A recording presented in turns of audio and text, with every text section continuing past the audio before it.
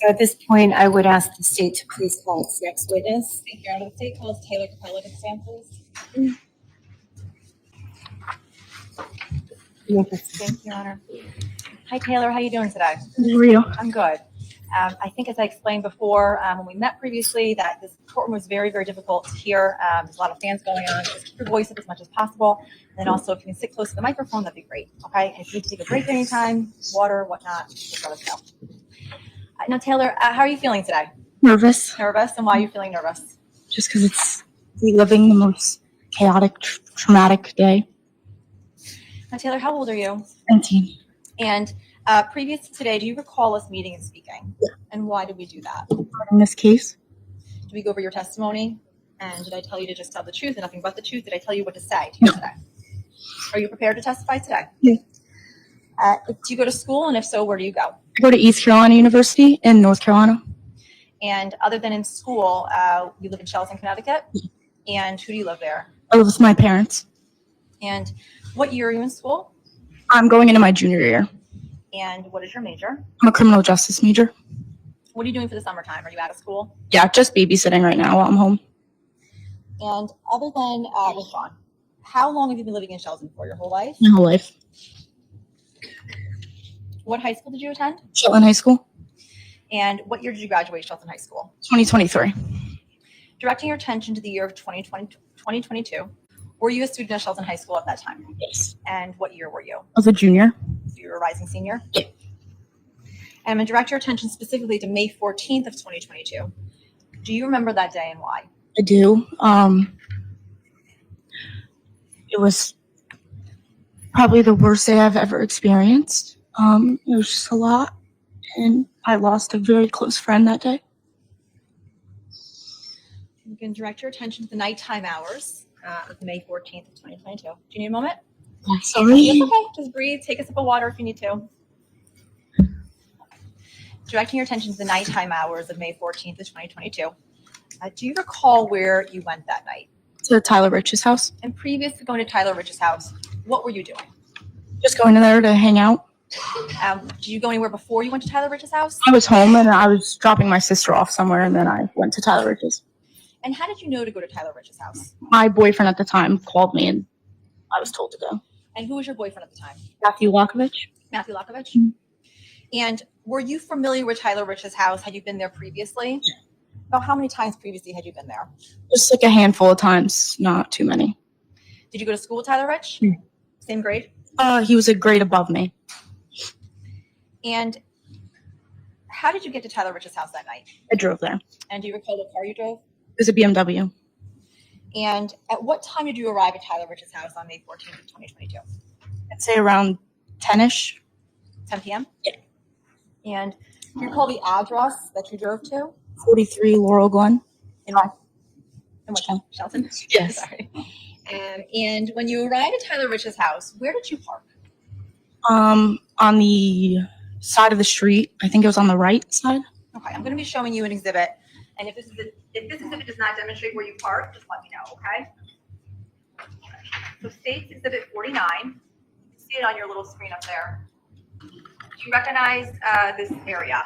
Yeah. Okay. Do you recognize in State's 49 the house on the left-hand side of the exhibit as being Tyler Rich's house? Yes. When you pulled up to Tyler Rich's house that day, and this picture is an aerial view taken several years after the date of incident, but in this exhibit, can you indicate to members of the jury where you parked when you arrived at Tyler Rich's house? I believe it was like on the right side where these like green, at the bottom where the green bushes are. I'm going to use a pen indicating on State's Exhibit 49. Let me just verify if that's what it says. Yep, 49. You said the right to the bushes. Are you indicating these bushes right here to the bottom of the exhibit? Yeah. Okay, so did you park along the curb area of State 49 near the bushes, near the trees? Mm-hmm. Okay. And when you arrived at Tyler Rich's house, did you go into the house? Yeah. Okay. And if you explain to members of the jury how you got into Tyler Rich's house. If you go like past that in between the blue truck and the white truck, and go all the way to the back, there were cellar doors right there. Okay, so I'm going to show you State's 9. Do you see the area? I can zoom in a little bit. Do you see the area where you went into, how you accessed and got into Tyler Rich's house that night. Yeah, it's like through this little opening right between that tree and the bush. Okay, so I'm pointing to States 9. I'm directing my pen. Just tell me when to stop. Right through there. Okay. And through this area here on States 9, you're indicating there were cellar or buildable doors there. And when you got into the, when you got to the buildable doors led into the basement area. Yeah. And when you got into the basement area of Tyler Rich's house, how many people did you see there? 20, 25, maybe. And did you recognize everyone there? Majority, some of them, yeah. Most of them, if not all of them, attended what high school? Shelton High School. Was there anyone there who did not attend Shelton High School? Not that I know of. Can you give us some names of people that you recognized or that you saw there when you got there? Matlock, Tyler Rich, Ricky, Fiola, Faison, Lily Lombardi, Izzy Silvis. Did all of those individuals go to Shelton High School? Yeah. Did you see an individual by the name of James McGrath? I did. I'm showing you what's been marked as States 57. Taylor, do you recognize who this is in States 57? Yeah, that's Jimmy. And I see you refer to him as Jimmy? Yeah. Now, did Jimmy go to Shelton High School? No, we went to Fairfield Prep. How did you know Jimmy? Our parents were friends when we were younger. I mean, I was friends with Rosie as well. And Rosie's his sister? Mm-hmm. Did you hang out with Jimmy? Did you see him at other parties, even though he didn't go to Shelton High School? Did you see him quite often? Yeah. And were there times that you would go over to the McGrath household to see Rosie or anyone else? And would you see Jimmy there? When I was younger, I would go over there. Yeah. Now, when you got down, withdrawn, in looking at States 57, and looking at what Jimmy is wearing in this photograph, do you recognize this is the outfit that he was wearing the night of May 14th, 2022? Yeah. Do you know where this photograph was taken? Yeah. Where was this photograph taken? Nikki DeJesus' house. Okay, and you're familiar with Nikki DeJesus? Yeah. How do you know Nikki DeJesus? I used to work for Nikki's dad, and we're family friends. Had you had occasion to go to Nikki DeJesus' house? Yeah. And is that the basement of his house in that photograph depicted in 57? Yeah. Now, when you got down, when you were in the basement of Tyler Rich's house, did you observe any drinking going on? Yeah, some people were drinking. Some people were drinking? Mm-hmm. Do you recall what they were drinking? I would say it was just like beer or seltzers, not anything like crazy. Were there any kegs there? Not that I know of. Did you drink at all when you were in the basement of Tyler Rich's house? At the time I drove there, so I don't believe I did. It's possible I could have had one, but it would not have been any more than that. Now, other than drinking and withdrawn, other than drinking, was anyone doing anything else? Was there talking? Was there music being played? Were there drinking games going on? Yeah, there was music being played. Everyone was just talking, hanging out. It wasn't anything out of the ordinary that we don't usually do. Was there a larger crowd than normal on that night, or would you say that was pretty average? I'd say it's average. I mean, there might have been a couple more people than usual, but not by much. When you say a couple more people, did you recognize people that were in different grades than what you were in? Yeah. Anyone in the grade above you or anyone in the grade below you? It was majority of the grade above me, and a couple people maybe the year below me, but. And you had said that Tyler Rich was the grade above you, Yeah. so more of his friends Right. than Yeah. people you associated with. Now, amongst the people that you saw there in the basement, did you happen to see individuals by the name of Griffin Marcinzik and Ryan Hines? A little later, yeah. Okay, explain that. I remember I was hanging out downstairs with my friend Lily and Matt. We were just talking, and then I remember they ended up coming to Tyler Rich's not too long after that. And I was told that there was a fight previously that they were involved in. That's why they were coming. Okay, I'm going to take you a little bit back. How are you familiar with both Griffin and Ryan? I went to high school with them. I would hang out with them on occasion. Are they your year? No, they're a year younger than I am. And so you indicated just now that they arrived at the party a little bit later on. And you also indicated that you were made aware that they were in a fight. Yep. Without going into too much of what people said, how did you learn that they were involved in a fight? I think people were just talking about it downstairs, and I had overheard a conversation that was going on. To your knowledge, do you know how Ryan and Griffin arrived at Tyler Rich's house, how they got there? I believe Charlie Connery picked him up. Charlie Connery. So when you arrived at Tyler Rich's house, was Charlie there? I believe so, yeah. So at some point, to your knowledge, did Charlie leave to go pick up those two boys? Yeah. Now, you had said that you had heard they were involved in a fight. At some point at the party, were you standing close enough to Ryan and Griffin to overhear, without going into what they said, but to overhear what they were talking about regarding this fight? No. To your knowledge, at that point, you may know now, but at that point, did you know where that fight had occurred previously? No. And to your knowledge, at that time, did you know who they were fighting with at the party previously? No, I don't think so. Do you know if the people they were fighting with were members of Shelton High School or a different school? I knew it was at St. Joe's kids. I didn't know who exactly. Okay. So you gained knowledge that the people that they were fighting, Griffin and Ryan Hines were fighting, were from St. Joe's. Do you know how many individuals they were fighting with? Not at the time. I didn't know. You learned that later? Now, at some point, did you learn what St. Joe's kids were involved in the fight? Yeah. And if you can name those individuals. Tyler DaSilva, Jack Snyder, and Raul Valle. Now, are you familiar with Tyler DaSilva? Yeah. And how are you familiar with Tyler DaSilva? I think we were at a party one time together. And Jack Snyder, how are you familiar with Jack Snyder? I just know of him. I don't know too much about him. And had you ever seen him at a previous party before? Jack Snyder, no. And Raul Valle, are you familiar with him? Yeah. And how are you familiar with him? I think we were at a party one time together. Did you ever have any previous conversation with Raul Valle? Do you happen to see, well, with John, does Raul Valle go by a different name that you know of? Excuse me? Lido? And were you introduced to him as Lido? Yeah, that's how I knew of him, yeah. On a previous occasion? Do you happen to see the individual here today in court? Yeah. Can you please point him out and describe what he's wearing?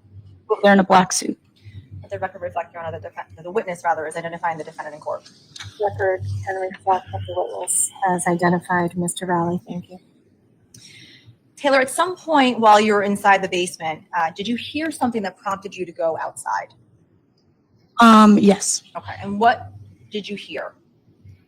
The first time? Yes. So I was outside the first time because it was hot in the basement. So I had went outside, and that's when the car drove by the first time. Okay. So just so I can understand you. So you're indicating that at some point you left the basement area and went outside because it was hot? Yeah. While you were standing outside, were you with John? Were you outside with anyone else when you went outside? I think I was with Matt. Matt Lockovich? Yeah. Were you the only two outside at that point? I think there were other people outside towards the front. I was still by the cellar doors at the time. And you just indicated that you heard or saw a car drive up or drive by. Explain that. So at that time I had heard about the fight, and we were by the cellar doors, and people were talking towards the front, and Matt had walked over there. So I had followed him a little bit towards the front of the yard, and that's when the car drove by. So I'm going to refer you to behind you. Actually, let me see. If you can just direct and point to the members of the jury where you and Matt Lockovich were standing when you came outside to search the vehicle. It was a little cut off, but it was like right probably by the street. Okay. And when you say cut off, what do you mean by that? Like the truck kind of is what we were standing. And the individuals you said were closer to the street area, where were they standing in space? I'd say they were like. Okay. And the vehicle that pulled up, are you able to demonstrate in this exhibit where they pulled up? If you have another exhibit, I think you're not. It was like over here somewhere. Okay. So let the record reflect that initially the witness was pointing to the back left area of 62, where her and Matt Lockovich was standing, indicating the middle of the grass area where other individuals were standing, one towards the red bush, the back left red bush. And she indicated the vehicle pulled up the right hand side of space 52, right to the left hand side. Court will take the information on the record. Thank you. Now, Taylor, are you able to name the other individuals that you saw as you indicated on stage 52 in the grassy area approaching the vehicle? I think it was just Ricky Fiola, Tyler Rich, are the only really two I remember going up there. And do you recall what type of vehicle pulled up? Honda Pilot. I'm going to be showing you what's been marked as stage 30. Taylor, does stage 30 resemble, or is that the vehicle that pulled up in front of Trevor Rich's house that night? Yeah. And explain what the lighting was during that time. Were you able to see clearly? Obviously, it was nighttime, but were there any lights that were illuminating the area? It was dark outside, but it wasn't dark to the point where you couldn't see who was in front of you. There was lights in the driveway, flashlights. And when you say flashlights, do you mean people had their phones? Yeah, used like the from lights your on their phone. Now, how many individuals were withdrawn? At some point, when you saw this vehicle pull up, did you notice anyone else from inside the basement coming outside to approach the vehicle?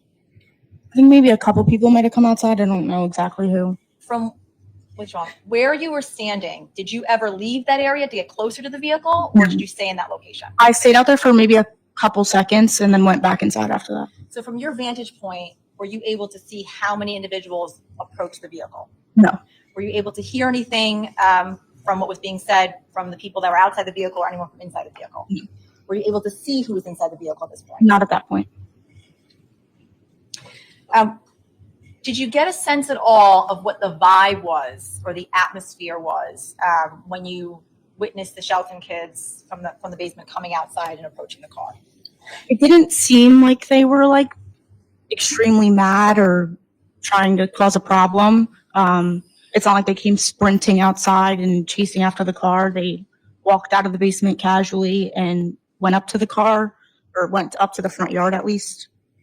Walking. And you couldn't hear anything that was being said. And you said you stayed outside for a couple of seconds? Yeah. And then you went back into the basement? And why did you do that? I didn't see a need to stay outside. Went back inside. At some point, did you learn of who was in that Honda Pilot? Yeah. And from what you were made aware of, who was in the Honda Pilot? Tyler DaSilva, Jack Snyder, and Lito. Anyone else that you know who was in that pilot? I know for sure.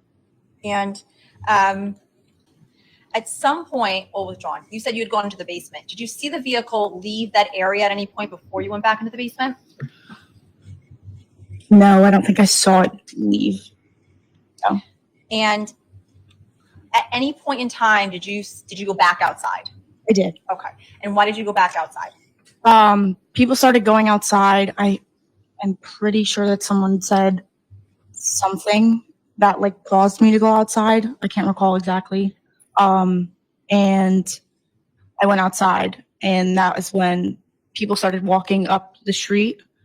And I started walking up there as well. Okay. So I'm going to take you back a little bit. So you said you went back outside. At any point in time, did you see the Honda Pilot driving up and down the street? No. Okay. When you went back outside after something prompted you to go out there, you indicated that you saw people walking down the street. What people walking down the street? Like the Shelton, the kids that were at Tyler Rich's. Can you recall who was walking down the street? Tyler Rich, maybe Matt, Ricky, and those are the only ones I really know for sure. And you then indicated you started walking down the street. Yeah.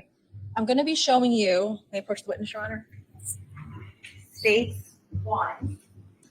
Here.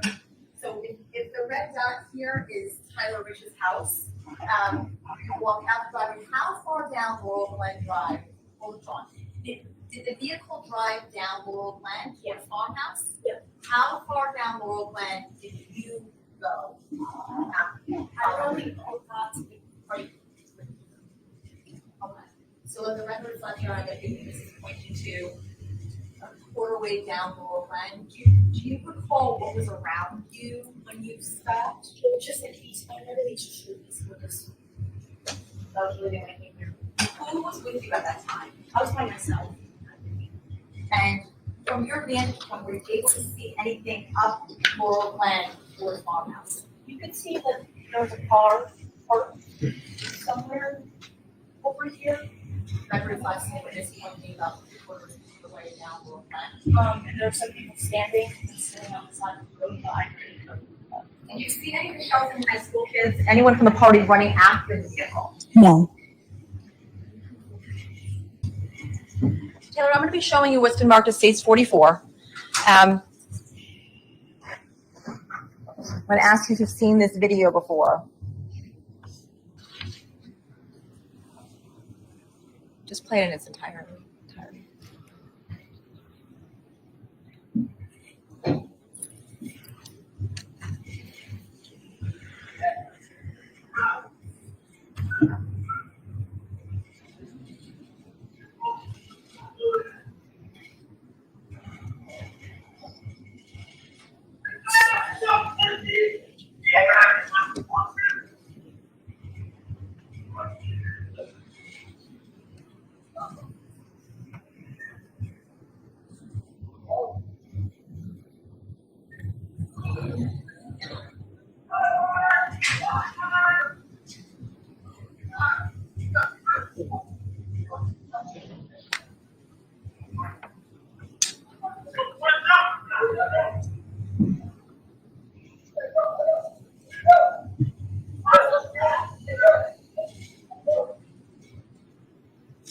Now, Taylor, have you seen this video that's depicted in Stage 44 previous to today? Yeah. Okay. And from your recollection of what you observed on that night, did you see any of that happening from your vantage point? No, I think they might have already been up there when I started walking. I didn't see that. So the kids that you saw running up after the vehicle, you don't personally remember seeing that? Mhm. Okay. And did you hear in Stage 44 something being thrown at the vehicle? Mhm. Do you recall seeing or hearing that? Mhm. Previous to the car leaving Laurel Glen in front of Tyler Rich's house, do you recall any things being thrown at the vehicle or things being thrown out of the vehicle from where you were standing before you went back into the basement? Yeah. I remember things were being thrown from the car at the car. It was just like a both way thing. And is that before the car drove down Laurel Glen? Now, how long would you say you were in the area you depicted in States Lewis 52, where you indicated you walked up towards the vehicle? How long did you stay in that area for? Like probably not even 3 seconds, and then I turned around and walked back. Did you have any interaction with anyone other than maybe your boyfriend at the time? No. And when you came back, withdrawn. When you came back down towards Tyler Rich's house, who were you with at that point? I went back inside, so I was with everyone who was in the basement. Did you walk back alone, or did Matt? I walked back with Okay. everyone. And so, to your knowledge, did Matt Lockovich stay up there? Yeah, because he wasn't in the basement when I was. But I wasn't even for sure that he was up there. I assumed he was up there because a bunch of Ricky and Tyler are his friends, so I assumed he was up there. So that's why I started walking up there. I didn't get that far, and then I turned around. He wasn't in the basement, so I was assuming that he was up there. Why did you walk up there in the first place? I thought he was up there. You thought Matt Yeah, was up there? And were you concerned for him? Why were you going up there were you curious? I was just curious, concerned why he was going up there, so I walked up there. When you came back down to go back towards Tyler Rich's house, did you encounter anyone at that point before you got back into the basement? Not that I remember, no. When you approached the house, was there anyone standing on the front lawn at that point? I think there were a couple people in the front yard. I couldn't tell you who. I don't remember. At some point, you got back into the basement. When you got back into the basement, who did you recognize in the basement at this point? Lily was there. My friend Izzy was down there. A couple other girls that I was talking to. When you say Lily's last name? Lombardi. And Izzy? Silvis. Anyone else that you saw down there? There were people older than me Michaela Holton was down there. Do you recall that Jimmy was there? Jimmy was down there, yeah. Okay. And at some point, did you have a conversation with Jimmy? I did. Okay.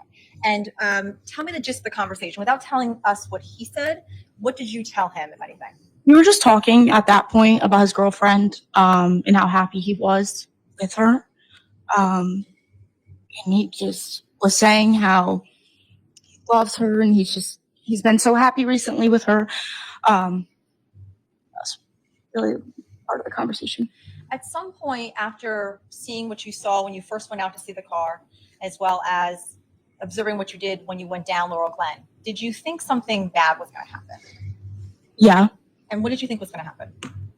At this point, they've driven by multiple times and everyone was talking about it. So I figured that there was going to be an altercation maybe of some sort. I don't know, like not physically, but maybe verbally or something along the lines. At some point, did Matt Lockovich come back into the basement area? Yeah. Did you at any point tell Matt Lockovich as well as Jimmy McGrath anything at that point? Yeah, so then I started talking to both of them, and I was telling them that if an altercation were to happen, to just stay out of it, don't get involved. It's not your problem. And that's what Jimmy did. So. Okay. And why did you find the need to tell them that? I just know it was mainly towards Matt. I know Jimmy wouldn't get involved. He was that type of person. Matt I know if his friends were in an altercation, he wouldn't just stand there and let it happen. Now, at some point, did you go back outside and see this Honda Pilot again? Yeah.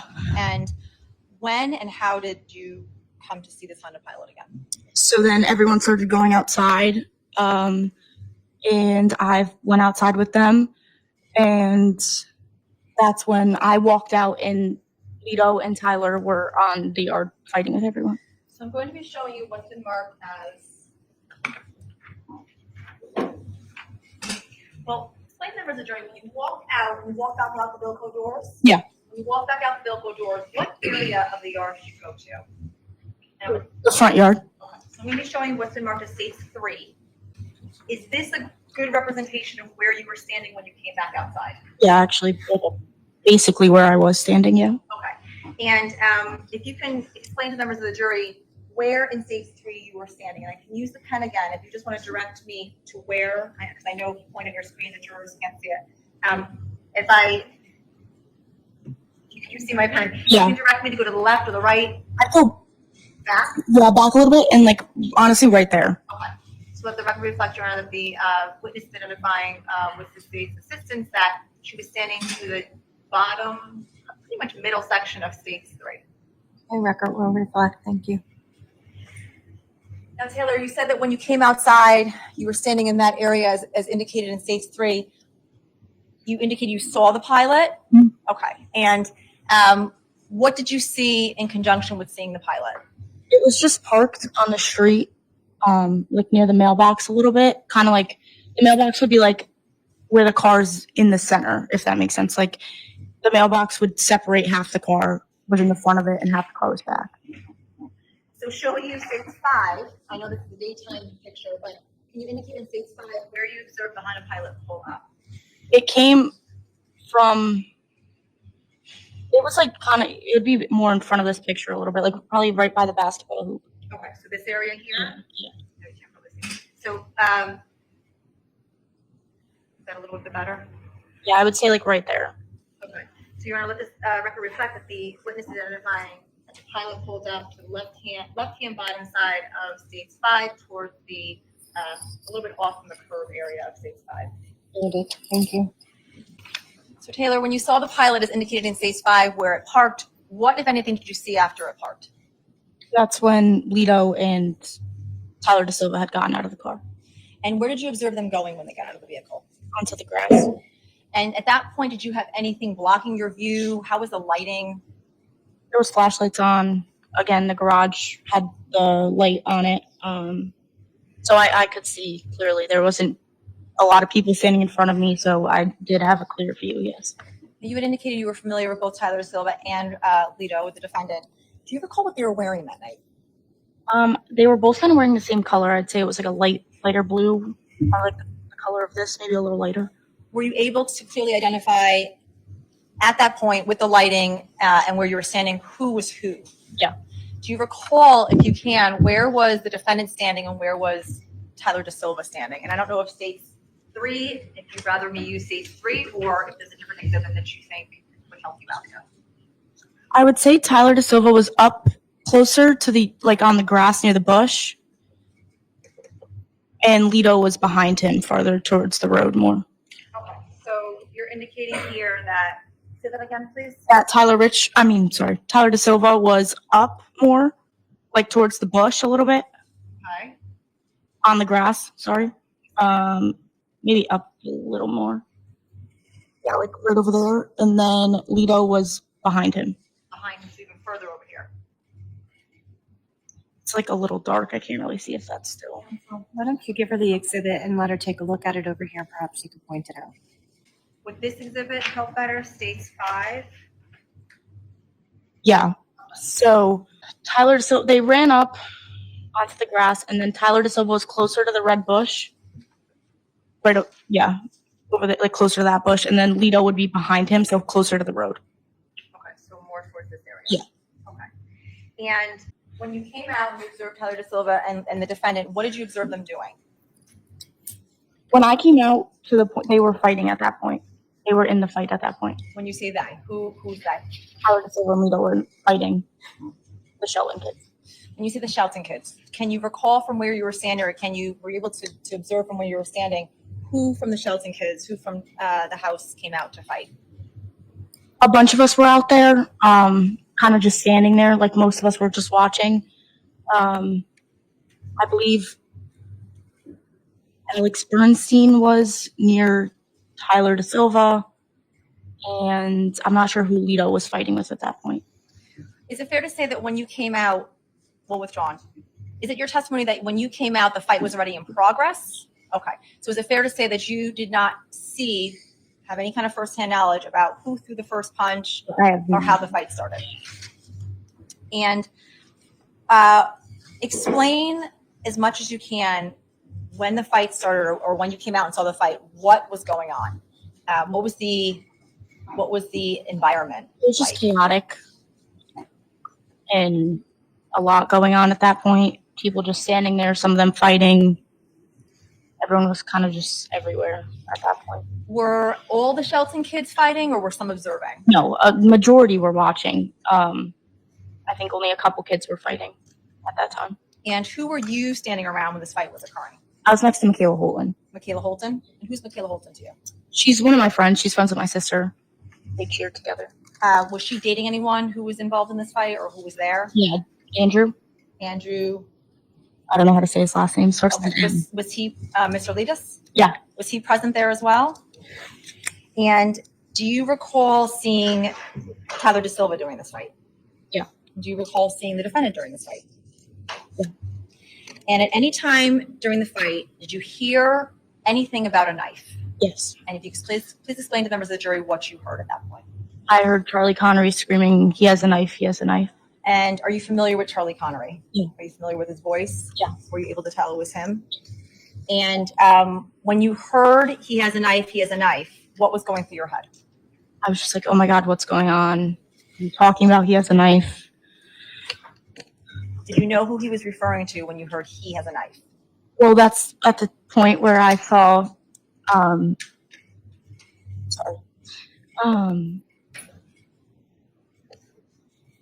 couple seconds after that is when the defendant was near.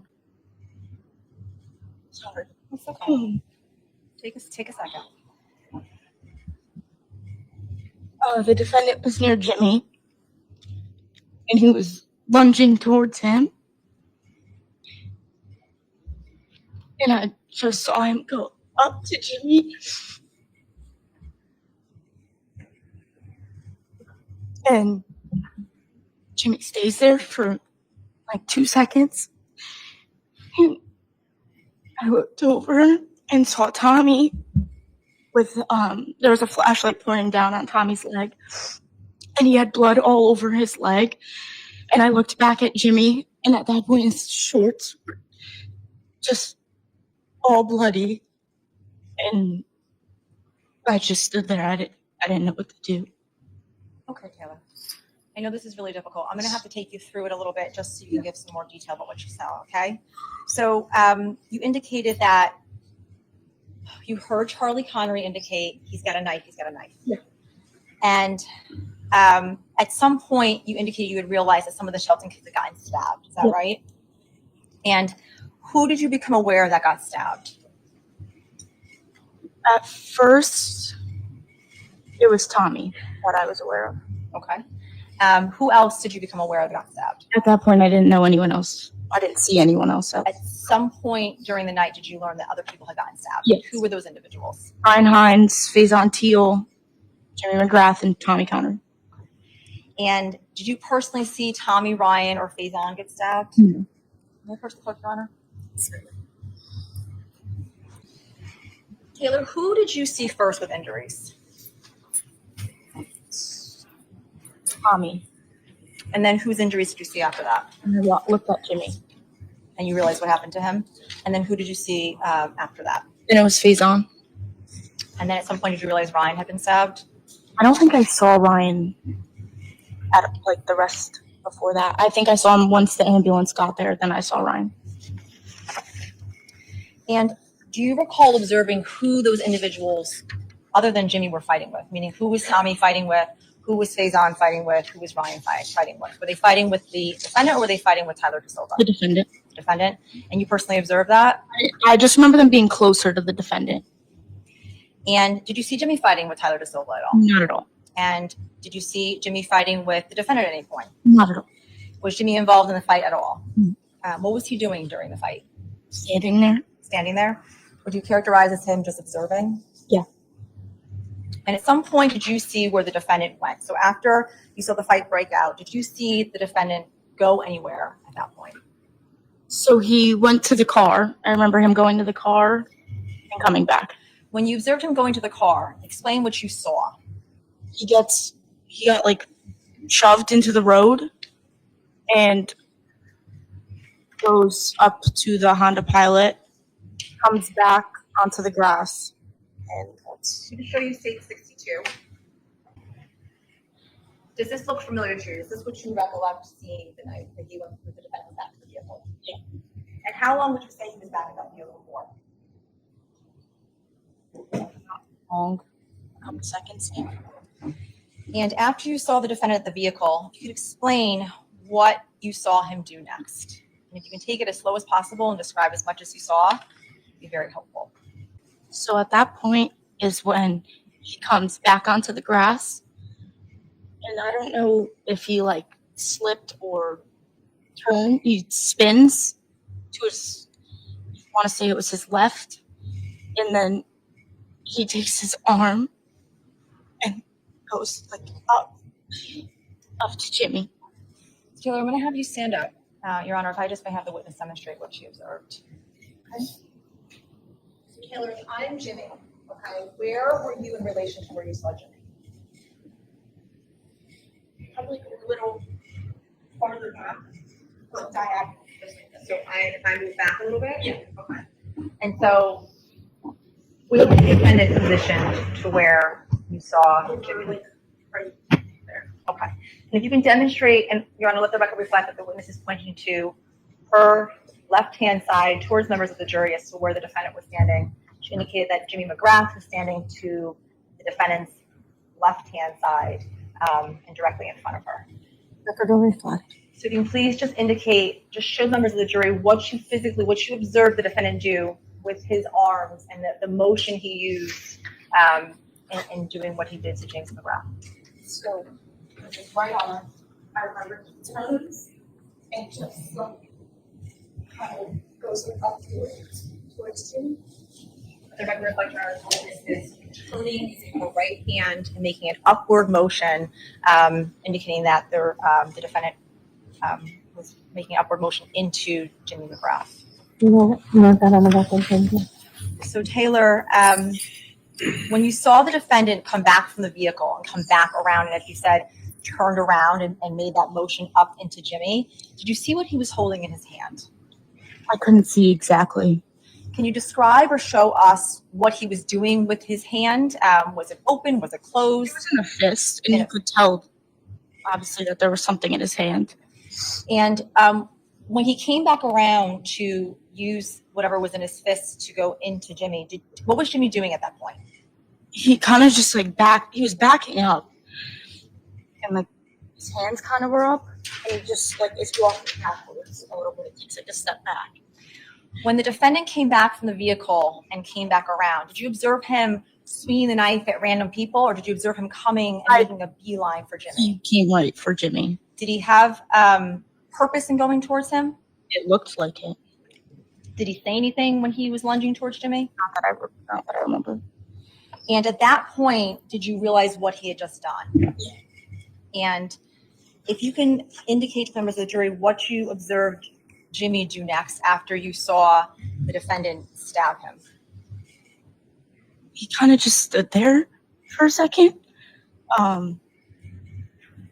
and just like falls down onto the ground. And you can see he had those white shorts on. You could just see them all covered in blood. And after you saw that, what, if anything, did you do? I didn't know what to do. I literally froze. And then everyone kind of was looking around, seeing that everyone was at this point that Faison had actually come up to me. And I saw his arm, and it was just like a chunk of Faison, like his like fat tissue was coming out of his arm. And he was like, can you tie this? And I'm not good with blood, so I was like, Faison, I'm so sorry. Like, I really can't help you. And someone else ended up helping him. And then that's when I ended up calling my mom. And then I called my dad, and he ended up coming. At any point before you saw Jimmy get stabbed, or as you saw Jimmy get stabbed, did you hear him say anything?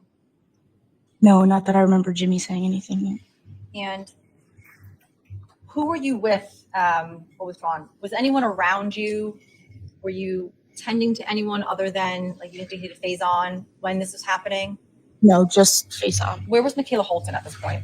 I think she walked backwards. At that point, I think I was standing by myself. I was so focused on what just happened, I really don't remember. After you noticed what happened to Jimmy, after you saw Faison's injuries, when did you realize Tommy had also gotten stabbed? There was a flashlight pointing down on Tommy's leg. So I guess it was, after that I saw Tommy, and everyone was kind of trying to tie like a tourniquet, I guess you could say, onto his leg with like shirts that the guys had on.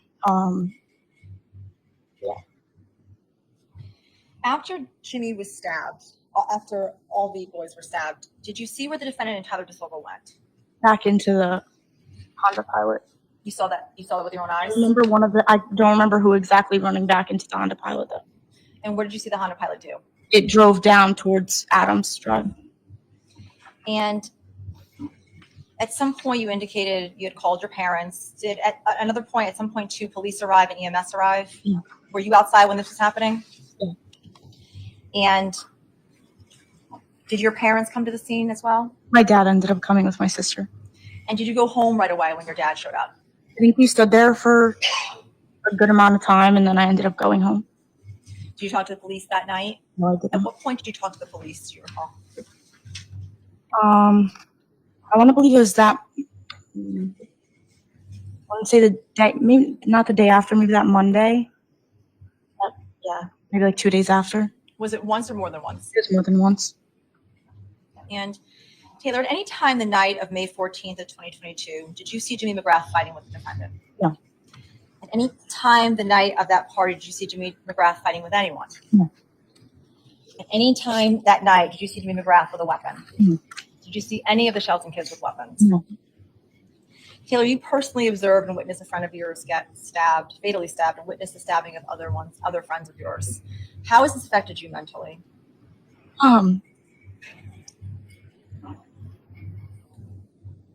I've gone to therapy for it. There would be nights even at school, at college, that I would have like nightmares of this, and I'd call my mom, like, hyperventilating, because it's just like and even after the event happened, it just replays in my head, and it's just hard to know that he wasn't even doing anything. And this happened. I've gotten really bad. I've always had anxiety, but I think it's increased definitely after this. I don't know, it's just a lot. And I've obviously, like I said, gone to therapy for it because I didn't know what else to do. In a moment, Your Honor. No, that's good. I don't know if you want to break for the day or want to have a sidebar. Anybody wants to go. Further questions, Your Honor? Right. So at this point in time, ladies and gentlemen of the jury, the court is prepared to adjourn for the day. We'll finish cross-examination and the remainder of this witness's testimony.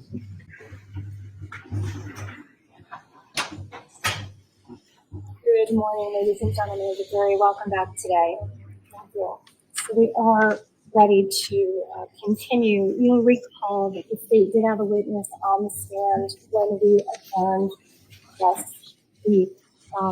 We are going to ask for that witness to please retake the stand, and we'll continue on with cross-examination. Good morning, Ms. Capela. Well, you and I have never met before. Is that true? Sure. And I'll just remind you, if you can keep your voice up, you have to compete with the lab fan. And then the court reporter needs you to say either yes or no. She can't get a head nod or things like that, okay?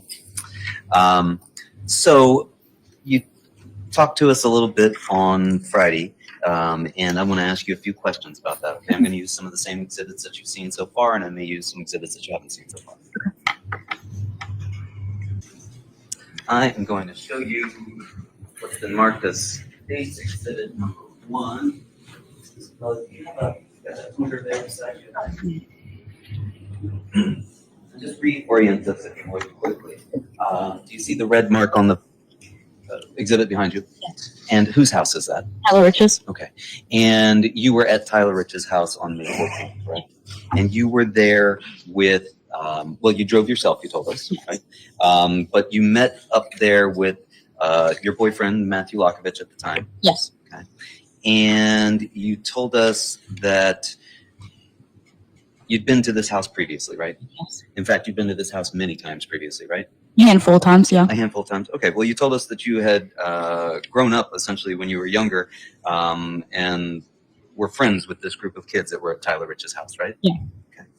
And you told us that there were about 20 to 25 people that were there when you got there? Yeah. And you described what a number of witnesses have described, which is going into the house through the side and what are Bilco doors, right? Yes. And just in case there's anybody like me who didn't know what those were before, will you tell us what a Bilco door is? They're just doors like slanted, and you open them, and there's stairs that go downstairs. Gotcha. So they're not umbilical doors, right? No. They're not Belco doors, right? No. They're Bilco doors because that's the name of the manufacturer that makes them? I'm not sure about the manufacturer, but Okay, but you know them as Bilco doors. yeah. And they led down into the basement, right? Yeah. And when you got down there into the basement, you told us there was maybe 20 to 25 people there, right? Yes. And among those folks that were there were your boyfriend, Matthew Lockovich, right? Yes. Tyler Rich, the owner of the house, Yes. right? Enrico or Ricky Fiola, right? Yes. How did you know Ricky Fiola? We're in the same friend group. Okay. Did he also attend the same high school as you? Yes. Was he in your grade? Yes. And you were a junior at this time, correct? Rising senior, yes. So you graduated the following year. Yes. And you also told us that you saw Faison Teal there. Yes. And there was a Lily, but I didn't catch her last name. What was Lily it? Lombardi. Lombardi. And how did you know Lily? I grew up with her. And you told us that you also saw Jimmy McGrath there, right? Yes. And that he was a friend of yours from when you were younger, right? Yes. That your parents were friends and you were also friends with his sister Rosie. Yes. And so you'd known them from being a young child. Yes. You didn't go to school with him anymore because he was going to Fairfield Prep. Correct. And you identified a picture of him over at Nikki DeJesus's house, right? Yes. He was playing pool. Yeah. And he was wearing the same outfit that he was wearing later on that evening at this party at Tyler Rich's, right? And you told us that there was drinking going on at Tyler Rich's house, correct? Correct. And that you had maybe one beer or seltzer, right? Correct. And you said that was nothing out of the ordinary, but there were maybe more people there than usual, right? Correct. And you noted that they were mostly older kids? Yeah. I'm a year below them, so, and Tyler Rich is a year above me, so it was majority his friends and maybe a year above him as well. Okay. So there were some seniors there? Correct. And there were some kids that had already graduated, correct? Correct. And that was the majority of the kids that were there? Correct. And these were all kids, for the most part, that were on the Shelton High football team? Yeah, I would say. Did you also play any sports at I Shelton? played softball for 2 years in high school. Okay. Awesome. But this wasn't a Shelton High No. softball party. No. And then you said a little bit later you saw two other people, Griffin Marcinzik and Ryan Hines, right? And how did you know Griffin Marcinzik? We went to high school together. I would hang out with him on occasion. And he was a younger kid, right? And then you also told us that you saw Ryan Hines, right? Yeah. And he was also a younger kid, right? Yeah. And you told us that they had been brought there by Charlie Connery, right? Yeah. And that he had left the party, in fact, to go and pick them up, right? Yeah, that I'm aware of. After people downstairs were talking about a fight that had occurred previously, right? As far as you knew, that's why they were coming over there, right? Yeah. And then you told us that at some point you had gone outside because it was hot downstairs in the basement. Correct. And then you were already outside, you said, with Matthew Lockovich and some others. Do you remember who those others were? I don't. There was just group outside. Okay. And this group, were there any other girls in this group? I'm not sure who exactly. I just know there were people outside. Do you remember how many people were outside? Not many. I'd say like maybe 6 people outside. I'm going to show you another exhibit. May I approach you? Yes. Thank you. I'm going to show you what's been marked as States 52. Now, on States 52, can you point out to us where you were using that pointer that's beside you when you were outside and it was hot and you were with these 6 other folks? So I was standing in front of the door, the cellar doors at that point. Okay, so we can't see it on this, correct? And outside that evening, it was dark, you told us? Yeah. There were some lights on the house? Yeah. There were also some folks with, well, not at this point, withdrawn. It was rainy that night. I don't remember the weather. Do you recall any misting, any sort of drizzle or anything like that? Don't. Okay. And when you were out there, you told us that you saw a car drive by, right? Yeah. What was that car doing when you saw it drive by? It was just driving down the street at that point. Was it driving past you on Laurel Glen Drive, or did it drive past you up Adams? Down Laurel Glen Drive. Okay. So it came by Laurel Glen Drive, didn't do anything. Did you watch it go further down the street? I just watched it drive by. Okay. Did any of the people that you were with seem to notice that car come? I think so. And what did they do when they noticed that car go by? I think people just went to the front. They moved up to the front of the lawn? There were people in the front, and then some of the people that were near me were walking towards the front. Okay. So the group moved closer to the road at that point? Yeah. Following this car? Not following the car, moving to the front yard. And you said that Ricky Fiola and Tyler Rich went up to the front of the yard, right? Yeah. And do you remember anybody else who went up to the front of the yard? Yeah. Did Matthew Lokovich go up to the front of the yard? Possibly. I'm not sure. And you said that, and so at some point, did the car come back? Yeah. And when it came back, which way was it facing? It was facing towards, I think it's Would it help you if I farmhouse, I believe. Is that the Towards street at the end? Would it help if I showed you the other exhibit? All right. So let's orient ourselves. You've described the car coming by and going down Laurel Glen towards Farmhouse, Yes. right? And now you say the car came back at some point. Correct. Okay. When it came back, which way was it facing? Towards farmhouse. So it came back from Farmhouse and then it was facing towards Farmhouse? I don't know if they turned around or went around the sort, like, if you go down farmhouse and go down the other street back on Adams, it'll make it like a square. So I don't know if they turned around or what they did. But, yeah. Did you see them coming back from Farmhouse up Laurel Glen? No, they came from Adams and went down Laurel, or I'm assuming that's what they did. Because when they came to Laurel Glen, they went down the street towards farmhouse again. Okay. And you say that they came to a stop in front of the house? Yeah. I'm going to put the other exhibit back up there. And at this point, you said that the Honda Pilot stopped, right? Yeah. And when it pulled up, where was it located? I'd say like Right there by the curb? Yeah. Not across the street? Not by the mailbox? And were you still standing back by the Bilco doors? I had walked up a little more at that point. Where were you standing at that point? Okay. Your Honor, may the record reflect that the witness has pointed to the shaded area by the tree line and the rear driver's side of the black truck that's parked in the driveway on the exhibit. Order will allow the record to reflect that information. Thank you. And at that point, were other people coming out of the house? Coming out of the house, I'm not sure. It was the people that were outside that I saw previously. Do you remember whether any other people came out of the house? I don't remember. Did anybody pass you? Yeah, I think a couple people maybe. Okay. And did those people appear to be coming from behind you? Yeah.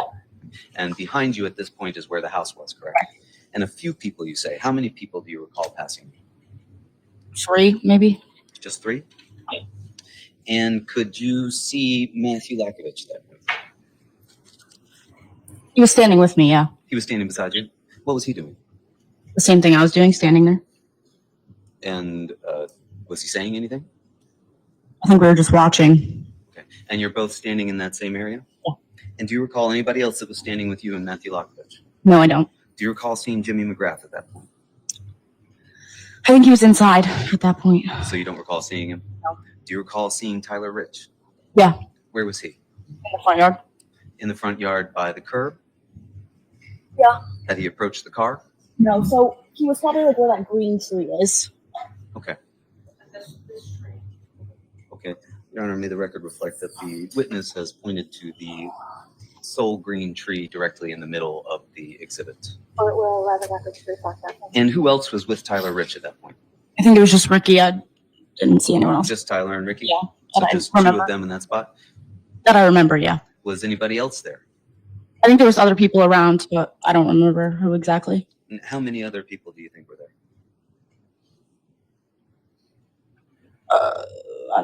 I really don't remember. Okay. Did you see Face on Teal? No, not at that point. Did you see Tommy Connery? No. Did you see Mike Samperi? No. Did you see Sal Perry? I don't remember. I really don't remember who was at the car. Did you see Jacob Villalobos? Not at that point, no. Did you see Nikki DeJesus? Not at that point, no. Did you see Ty Wood? No, not at that point. Did you see Tanner Chernowski? Not at that point. And so you've got yourself and Matthew Lokovich standing. At this point, you remained in that same spot? Yeah. Did you ever move from that spot? To go back inside. Did you ever get any closer to the vehicle? No. Did Matthew Lokovich ever get any closer to the vehicle? I don't think so. Did you see Ryan Hines? No, not at that point. Did you see Griffin Morsenzi? Not at that point. And so you've said that you saw just Tyler Rich and Ricky Fiola approaching the vehicle. That I remember, yes. Okay. And what did they do as they approached the vehicle? I don't remember them approaching the vehicle. I remember being them in the front yard walking towards the car, and a bunch of other people were in the front. Or I wouldn't say a bunch, but a couple people were in the front. And when they were getting closer to the car is when I went inside. Okay. Did you ever at any point hear them getting loud? No. Did you hear any banging? No, I heard things being thrown from both sides, but then I went inside. You say you heard things being thrown from both sides. Yeah. How could you hear something being thrown from both sides? You can hear, I'd say, a can like hitting the ground. Like the driveway, you could hear it hitting. You can hear something hit the car. Okay. But you didn't hear any yelling or anything aggressive before that? I don't remember exactly if they were yelling or not, but I just remember things being thrown. So you heard things getting thrown. Did you see anybody surround the car? No. Was Matthew Lokovich beside you the whole time? No. Where did he go? I think he stayed outside. I went inside. And so by the time you went inside, you hadn't heard any yelling. No, not that I remember. You hadn't heard any screaming. No. You hadn't heard any curses. No. You hadn't heard any threats being made. No. You didn't see anybody touch the car. No. You didn't see anybody other than Tyler Rich and Ricky Fiola near the car. Correct. But they weren't touching the car. No. You didn't see them throw anything at the car. No. You didn't see anybody get out of the car. No. And so then you turned around and went back inside. Correct. And who was inside when you went back inside? Then I was with my friend Lily, Makila Holton. Jimmy was down there. Izzy Silvis. I was just standing with those girls. Before you went back inside, I think you told us on Friday that that you could see flashlights. Yeah. And when you say flashlights, do you mean on a phone? So you could see people with their phones already out and their flashlights on? You could see lights, so I was assuming it was coming from their phones, yes. And how many did you see? A couple. A couple. You said that at some point you became aware that people were going back outside. Yeah. Okay. How did you become aware that people were going back outside? I saw people going outside, and then people were talking about it. Let's break that down a little bit. When you went back inside, did you go sit down somewhere? I think I just stood right by the door, the stairs to go outside. At the bottom of the stairs? Do you remember anybody that was down there at the bottom of the stairs with you? At that point, Jimmy was down there. Jimmy was down there at the bottom of the stairs with you? Yeah. Anybody else? I was just talking to him, so I didn't really check around my. who was around me. And you said you became aware because people started going back outside. They were passing you to get up the stairs. How many people went past you? I'm not sure. Were you the last one to go back outside? No, I think there were people behind me. Did everybody empty out of the basement? No, How do you know that? because when I was leaving, there were still people down there. How do you know that they didn't come out after you? I mean, they could have. So you're not sure. I'm not sure. Did Jimmy go back outside with you? I don't know. So you're talking to him down at the bottom of the stairs, and you don't know whether or not he went back outside with you? No. And you said when you went back outside that people started walking up the street towards Farmhouse Lane? Right. And did you see a vehicle down there? Yeah, What vehicle did you understand that to be? it was the Honda Pilot. And the Honda Pilot, that's the car that had pulled up before, correct? Had you seen who was inside the vehicle at that point? No.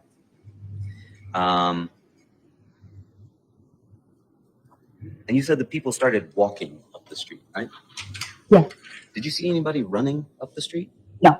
Did you hear anybody yelling as they were going down the street? Did you see anybody throwing anything as they were going down the street? No. How many people did you see going down the street? They were already like down towards Farmhouse by the time I started walking outside. So there were people just standing up there, and then there were people sitting on the curb. There were a couple people sitting on the curb. Okay. And you said that of these people that were walking up the street, one of them that you identified for us was Tyler Rich, right? Yep.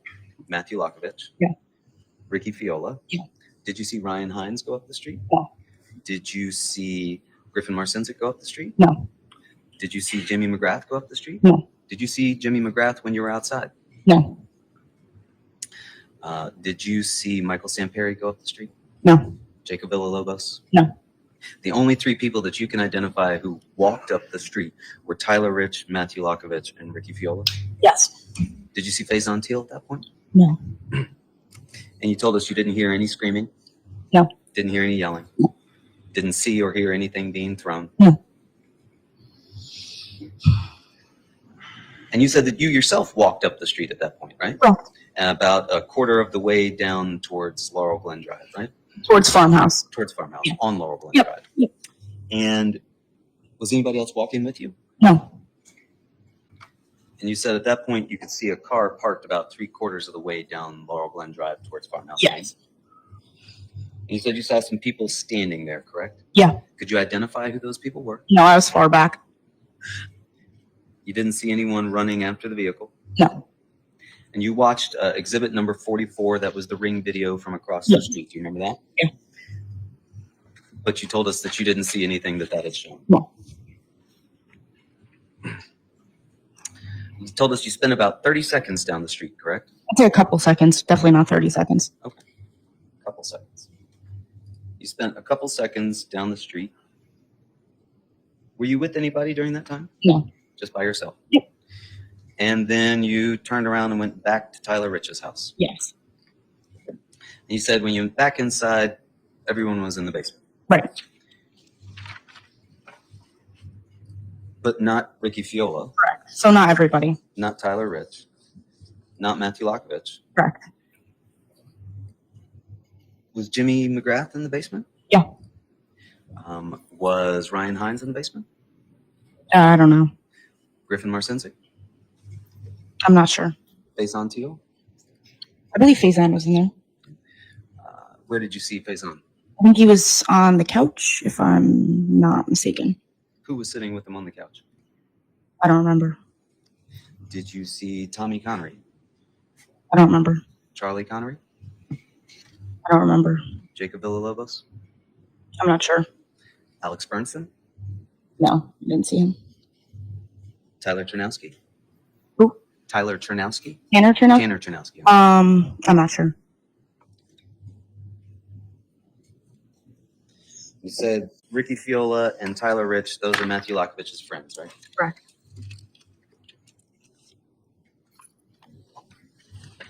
And you did tell us that also in the basement was Lily Lombardi. Yep. Izzy Silvas? Yep. and Michaela Holton, right? Yes. So you do remember that they were there as well? Yeah. And you're certain that Jimmy McGrath was down there? Yeah.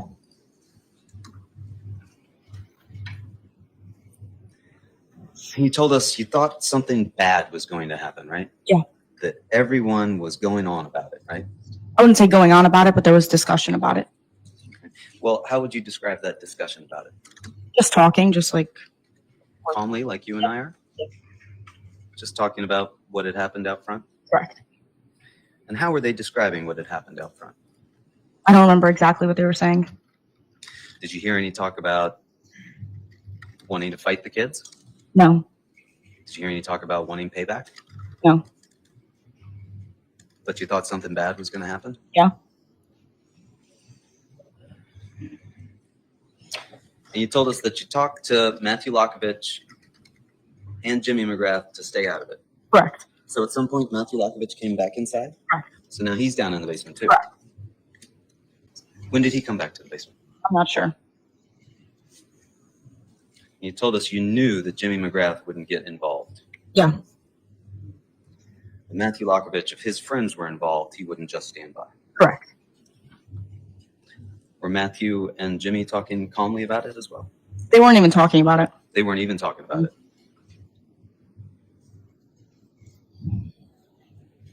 And then you told us that you walked back out the Bilko doors. Correct. How many other people went out with you when you went out the Bilko doors? I'm not sure how many people. And did everybody go out in a group? I feel like everyone like went out in parts. There wasn't just like a whole group walking up there. Or did they all casually walk out? Yeah.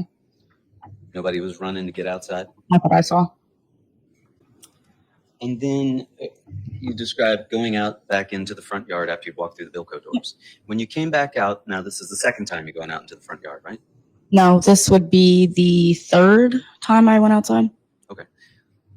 This is the third time that you went out into the front yard. Where did you stand this time? Could you show us on the exhibit? I'd say like right over here. Your Honor, may the record reflect that the witness has pointed to the front of the black truck that is parked in the driveway in between the black truck and the red bush that is parallel to it. Order will allow the record to so reflect. Thank you. You're standing there. Who do you see in front of you? Directly in front of me Yes. would be Jimmy and Charlie at that point. Can you point out where they are on the exhibit? Say like right over here. So they're not directly in front of you. I'm sorry? Diagonal. Diagonal from you. How many feet away were they standing? Maybe like from me to, let's say like if the TV was a little farther back and I was standing a little farther back. Okay, so would you say from the wall behind you So to the TV? Yep. Okay. And so you could see Jimmy, and who was standing beside Jimmy? Charlie Connery. They were standing side by side? Yep. Who else could you identify as being there? Matlock. Where was Matlock standing? He was moving around, so towards the end he was near Jimmy. And when we say Matlock, we're not talking Matthew about Rankovich. not the attorney played by Andy Griffith. No, I'm not aware of who You that don't know who that I is. have no idea. All right, so you say Matt was moving around. Yeah. When you first got outside, where was Matt? I'm not sure. You couldn't see him? No. Was there anybody that was up there by the red bush and the tree line where the shade is, where you had been earlier? Near the truck, is that what you're talking about? Right, when you described having been out there earlier. I'm not sure if anyone was standing up there. You didn't see anybody up there? No, not that I know. Everybody was down closer to the front part of the grass at that point? Yeah, some people were in the driveway. Maybe some people could have been back there, but I wasn't turning around to look. Did you see Ryan Hines anywhere? No. Did you see Face on Teal? At the end, I saw face on. Did you see him when you first came out? Yeah. And you've described that Jimmy McGrath and Charlie Connery were up closer to the curb. Yeah. Did you see the vehicle, the Honda Pilot that you had described before? Where was that? Parked. I would say like right here maybe. Now, there were, may the record reflect, Your Honor, that the witnesses pointed on the exhibit to an area beside the mailbox. Court will go ahead and reflect that on the record. Thank you. And there were other cars parked in the road too, right? Yeah. Both sides of the road? Yes. Do you recall whether or not it was raining or misty at this point? I don't. Did you see people with their phones out and the lights on? Yes. And were there just Jimmy and Charlie standing in the front of the yard? I think there was more people, but I don't remember who exactly. Did you see Tyler Rich? Yes. Where was he? I think he was closer to the, like near the red bush, but towards the center a little bit. Okay. I'd say like.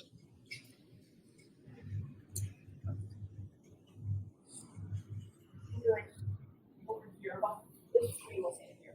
So I'd say like maybe Close to Jimmy and Charlie? no.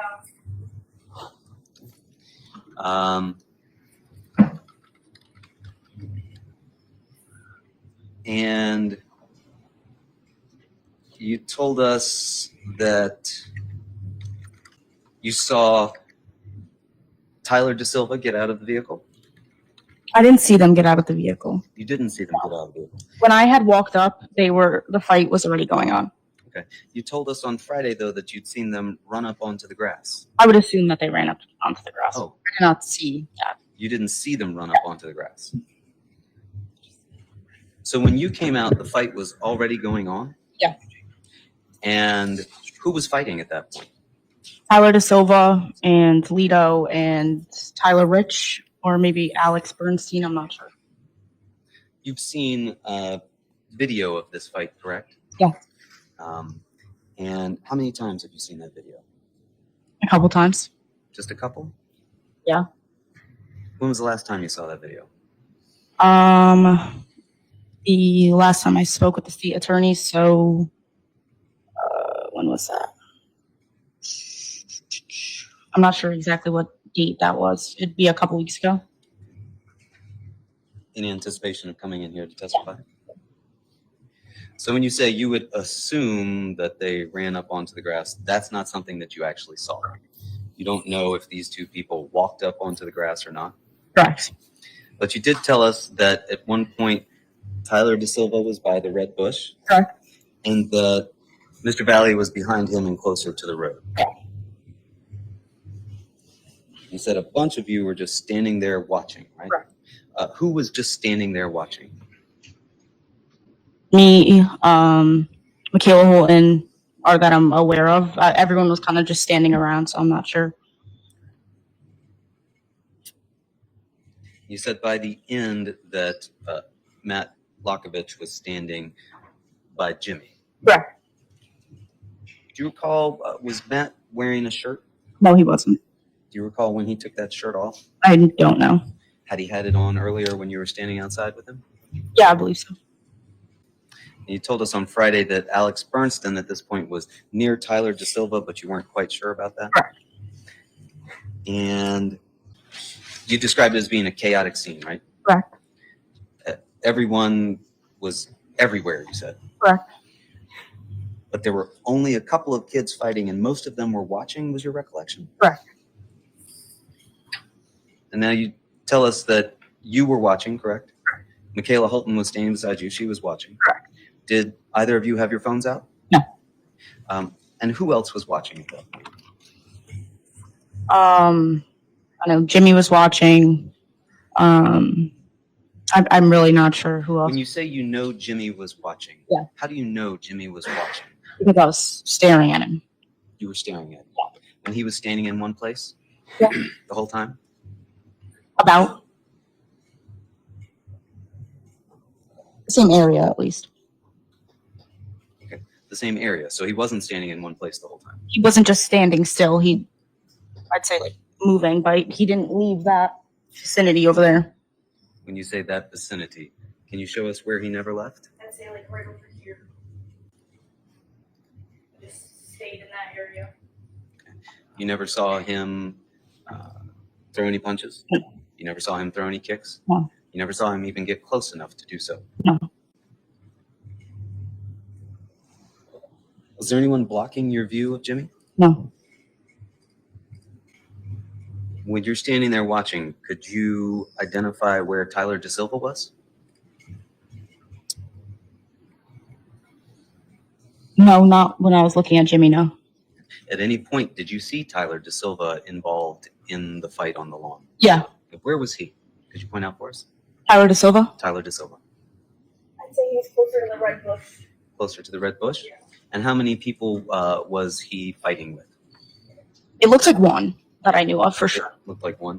Do you remember who that was? No, not really. I couldn't really see. And could you see Mr. Valle at any point? He was behind Tyler, so I couldn't see him until later. Okay, so you couldn't see where Mr. Valle was. I knew he was behind Tyler DaSilva, so he was closer to the curb, but I couldn't see him like fighting. And then you said you recall hearing someone say he has a knife. He has a knife. Correct. Do you know who that was that said that? Charlie Connery, How do you know that? because I know Charlie's voice. And so that night, you recall hearing him say that he has a knife. He has a knife. Correct. And you told us you thought, oh my God, what's going on? Correct.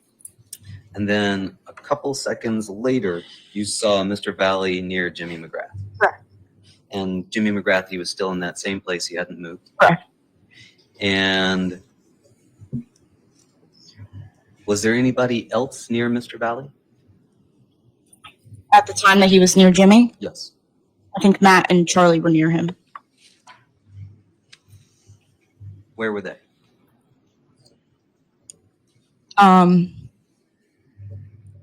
not sure. I know Charlie was on. I don't know what side Charlie was on, but I know Charlie was near him, and I know Matt had walked by him at that point. Was Mr. McGrath's back to you, or was he facing you? He was like, at what point are you talking about? When you saw him and he was near Mr. Valle? When the defendant was lunging at him? When the first time that you saw him was, and you've described watching Mr. McGrath, was he facing you, or were you looking at his back? He was facing me. Mr. McGrath was facing you? Yeah. Okay. And did you see Will Berardi? No, I don't recall seeing him. Did you see Matt Lockovich? Yeah. And where was he in relation to Mr. Valle? Close to him. How close? I'm not sure the exact distance. Could you see his face, or could you see his back? I think it was his. I'm actually not sure. I can't. What did you see him doing? He was just walking by him at that point. Just walking by him? And what was Charlie doing? Charlie was just standing there, I think, just next to him.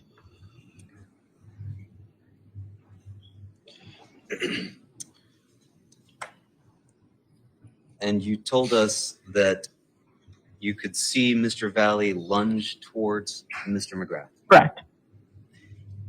And that he stayed there, that's Mr. McGrath, for about 2 seconds. What was that? Sorry? You said you saw him stay there for about 2 seconds, Mr. McGrath. Stay there for 2 seconds. I'm not sure what you're referring to. After you saw the lunge. Yeah. And at that point, was it just Mr. Valle and Mr. McGrath face to When I was face? looking, yeah. There was nobody else near them? No, not No, that. no other people around them or behind Mr. Probably like Valle? on the sides, like where everyone was standing, but not like directly next to them, no.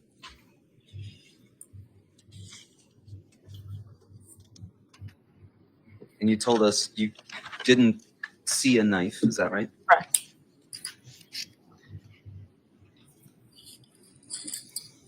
And that you were first aware that Tommy Connery had been injured, correct? And you didn't see anyone else at that point? No. But you later learned of the others? Correct.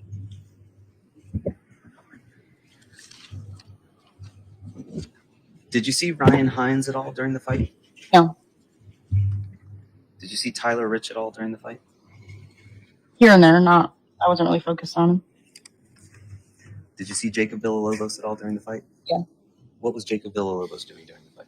I only saw Jacob push Tyler into the road. You also told us that you saw somebody push Mr. Valle into the road, into a car at one point, right? No, he walked to the car. He walked to the car? Yeah.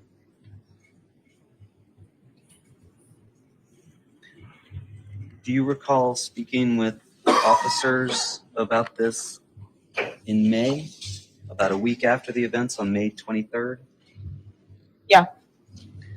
And you went down to the Shelton Police Department with your sister? Yeah. And you don't recall telling them that it was just a big brawl and Tyler Rich at one point pushed Raul Valle into the car? They were wearing similar colors at that point, so when I looked, it looked like the defendant. And I think back to it, Tyler DaSilva had a jersey on, so that's how I could tell the difference. Okay. So you're backing off of that earlier description. Now Tyler Rich did not push Mr. Valle into the car. Not that I recall now, no, I'm not sure.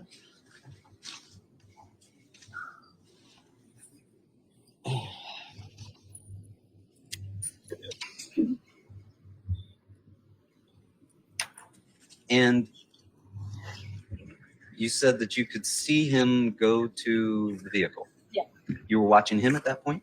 Yeah, because Jimmy was right there, so when I was looking at Jimmy, he was behind him. So Jimmy was still standing in the same spot the whole time? Yeah. And you could see Mr. Valle at the vehicle? Yeah. What did you see him do at the vehicle? He just opened the door and came back.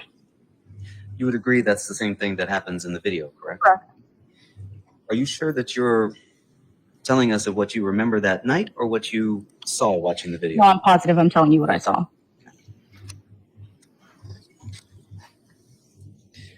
And again, what you remember is that Jimmy was not involved in the fight at all, right? I know that for a fact. You know that for a fact. How do you know that for a fact? Because I know he was not involved in the fight.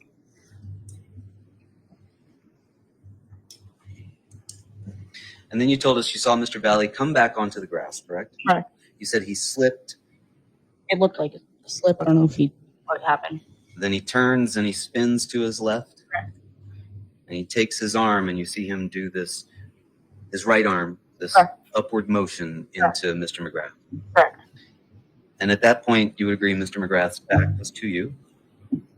No, not his back. Well, can you tell us what you saw, what your view I would was? say he was standing up like this, so it was like to the side angle. Okay. And was there anybody else around Mr. McGrath and Mr. Valle at that point? No, not that I recall. They were isolated, just the two Yeah. of them. Did you see Mr. DaSilva at that point? No. And then you told us on Friday that you are studying right now a criminal justice program? Yeah. Was part of the inspiration for doing that, what you were involved with on that evening? I would say, yeah. And that's being involved that evening. Has that motivated you to see someone held responsible for this? Sure. May we see State's Exhibit 60? Can we watch that? Do we have it? Sorry.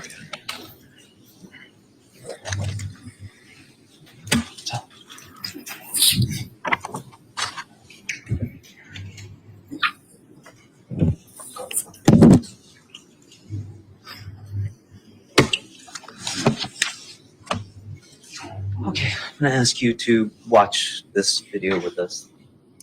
What's the exhibit number, please? I'm sorry, State's Exhibit 60? 60. Yes, Your Honor. Let's go.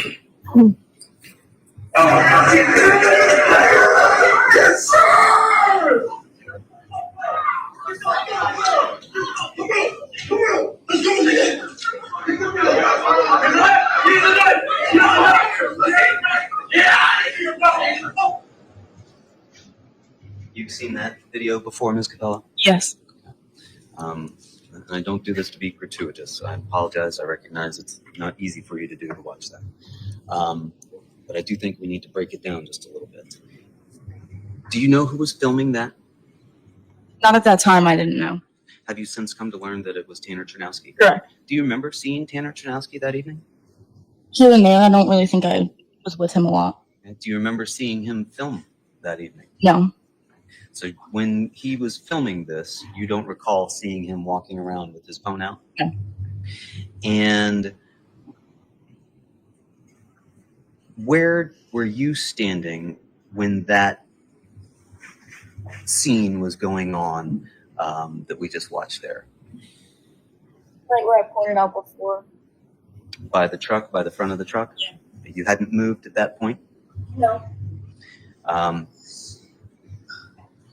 All right. Your Honor, at this point, I have what I would like to have marked as Defendant's Exhibit B for ID purposes. However, I understand I've shown it to the state, and I understand that there's no objection to this. I'll hear from the state. No objection. Thank you. I ask that it be marked as a full exhibit. All right, court will accept no evidence, defendants to full exhibit. Thank you. Thank you. I'm going to show you what's been marked as Defense Exhibit B. This is a frame by frame of that same video that we just watched. Okay. We had some trouble going through it slower earlier, so just broke it down to frame by frame. Okay. And we're starting here at frame 0. Okay. Now, in this video here, this frame 0 that we see, do you see a person? I'm going to point up here. Do you see a person right here with what appears to be a light blue jersey of some sort on? Yeah. And you can also see it there if it's easier Yeah. for you on there. Do you see that person? Yeah. Do you know who that person is? It's really blurry. No. Fair enough. And do you see to the right in front of that person someone wearing black shorts and a green top? Yeah. Do you know who that person is? And it's blurry. I can't tell. And do you see just to the right of that person in the black shorts and the green top someone wearing lighter colored shorts and a dark top? Yeah. With some sort of graphic on the back? Yeah.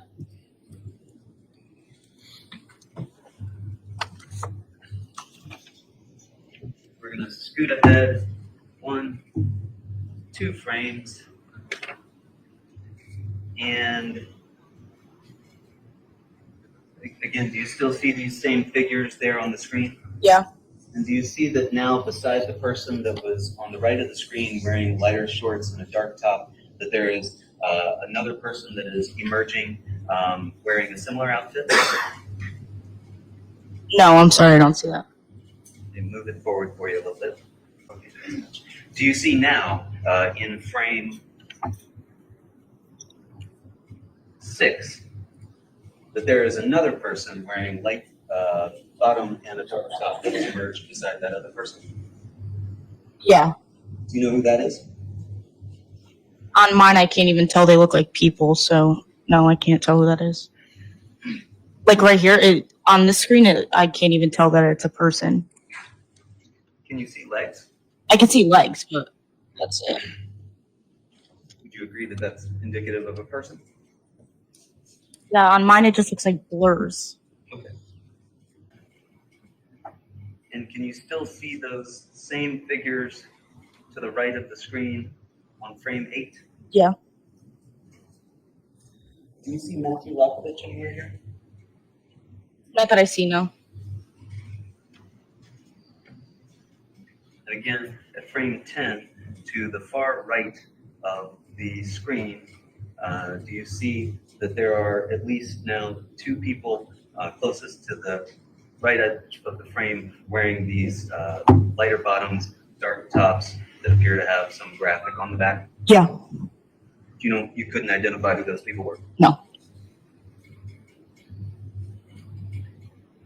And here we are in frame 13. Do you see those same 2 folks to the right of the screen? Yeah. And here we are at frame 19. And to the right edge of the screen, can you see that those 2 figures, can you see their legs? Yeah, a little. As we get further along here, can you still see the legs of those two figures? Yeah. We are at frame 22 at this point. I'm sorry, I have to keep dropping it down. Do you see the first of those two figures here in frame 23? Can you see his legs? Yeah. Can you see his right leg? Which one? Can you see the one leg that appears to be back behind the others? And here we are at frame 27.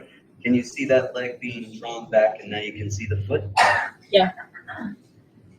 And do you see to the left side of the screen someone with a phone on?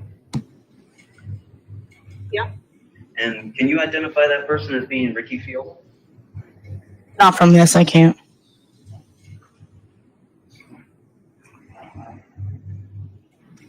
Here we are at frame 28. Do you see the foot of one of those two people to the right side of the screen? Yeah. What does that foot appear to be doing to you? I'm not sure. It's no longer in contact with the ground, is it? No. You see the bottom of the foot? Yeah. See that same foot in frame 29? Yes. And in frame 30, do you see that foot any longer? It's really blurry. I can't. And here we are in frame 40. Do you see those two figures with the light bottoms and the dark tops and the graphic on them? Do you still see them over here towards the right side of the screen? I just see one. You only see one. Okay.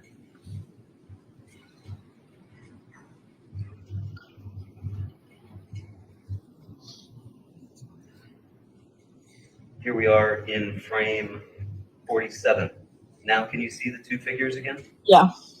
And is there a third person that appears to have joined them? Yeah.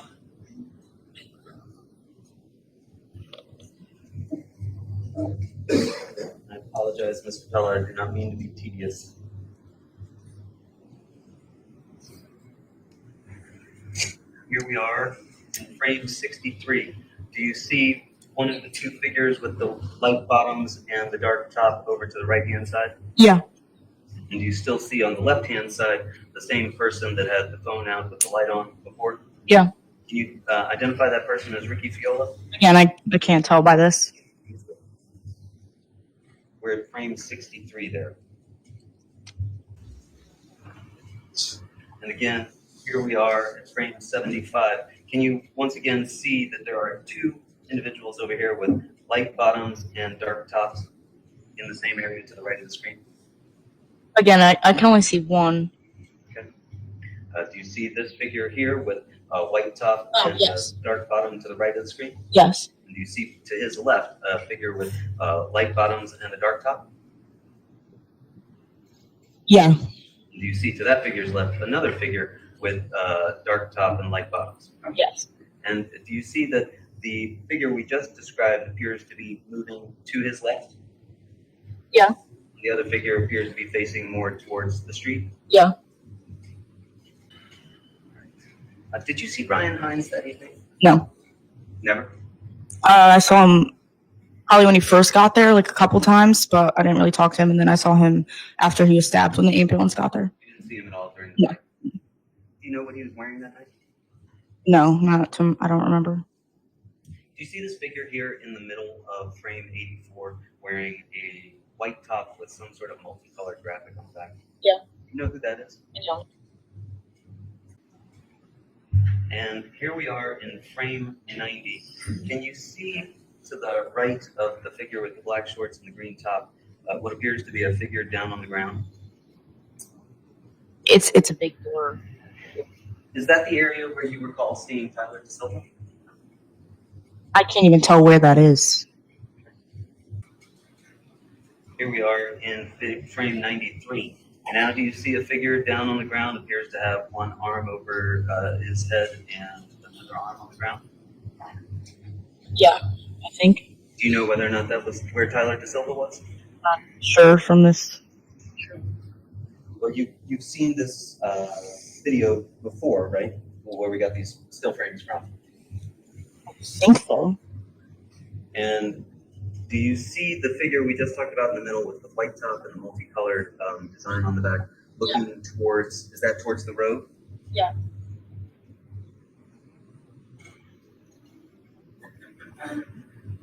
This is frame 96. Do you see this figure down on the ground now? Yeah. Do you know whether or not that's Tyler DaSilva? I can't tell from that. Do you see to the right of the screen in frame 96 that there are the figure with the black bottoms and the white top that we saw before? Yeah. And do you see that there's another figure in front of him who looks like maybe bent over? Yeah. Is that the area towards the road? I guess, yeah. And can you see on the very right of the frame here in frame 106, again, what appears to be light bottoms, light shoes, and a dark top? I'm sorry, can you point that out again? To the right here of the screen, do you see light shoes, light bottoms, dark top? Yes. Do you see Jimmy McGrath anywhere in this screen? No, not that I can point out. You told us he didn't move the entire time. I said he stood in that area. I wouldn't say he just stood in one spot, but But he never engaged in any of the fight. not that, no. Not that you recall. No. Do you see the figure in the middle with the white top and the multicolored design on the back? Yeah. And do you see to that figure's left another figure with light shoes, light bottom, dark top, and some apparent graphic on the back? Yes. Here we are in frame 108.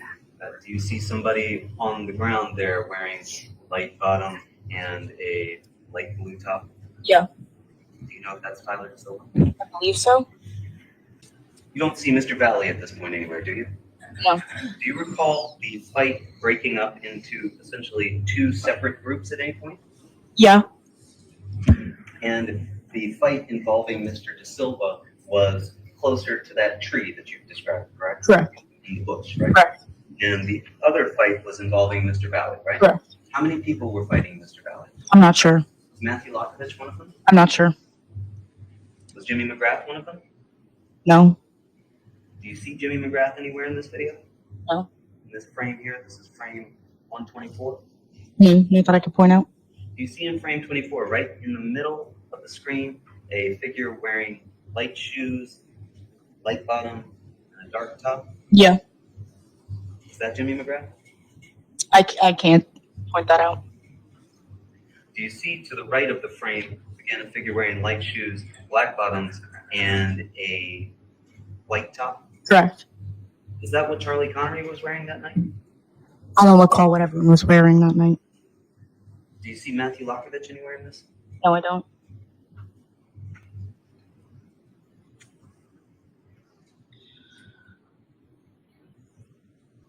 Do you see a person in frame 143 to the left of the screen? Yeah. And do you see that person with their phone out and the light on? Yeah. Can you identify that as being Ricky Fiola? I'm not sure. Do you recall seeing Ricky Fiola that night with his phone out filming anything? I don't.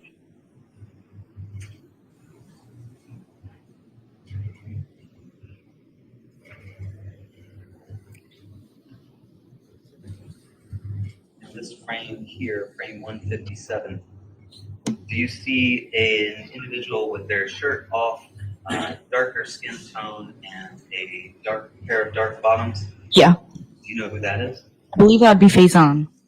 To the right of the screen, do you see somebody wearing light bottoms and a dark top, short sleeve? Yeah. Do you know who that is? I'm not sure.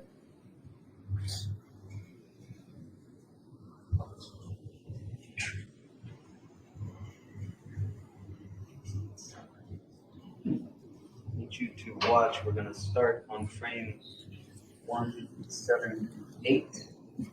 Do you see this figure here with black bottom and green top? Who's in the middle of the screen? Yeah.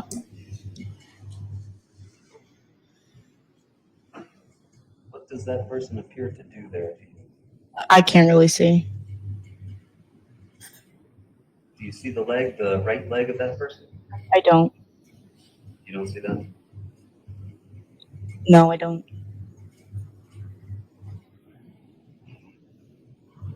Here we are in frame 191. Would you agree that the focus of the camera has now been to the right? Correct. And that would be towards Laurel Glen Drive, right? Yeah. And do you see figures here on the screen? Yeah. You see one figure here to the very left side wearing lighter shoes, light bottom, and a dark top. Yes. You see a figure in front of him wearing light shoes, black bottom, and a white top. Yeah. Do you see a figure right here wearing white shoes, blue bottom, no top apparently? Yeah. What's that?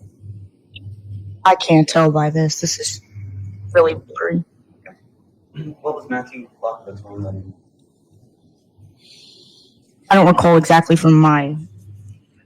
And do you see another figure to the right of the screen wearing black pants, long pants, and a white top? Yeah. And we forward through and we get. Do you see two vehicles here in the road? Yes. One near the curb? Yep. One behind the curb? Yes. And get it to stay in frame. You see somebody going towards the vehicle that's further out in the road? Yeah. And you've seen this video before, correct? Yeah. And you see the figure that's closer to the car reach the car, right? Yeah. And then you see somebody come into the frame 226. Do you know who that person is? I'm not sure.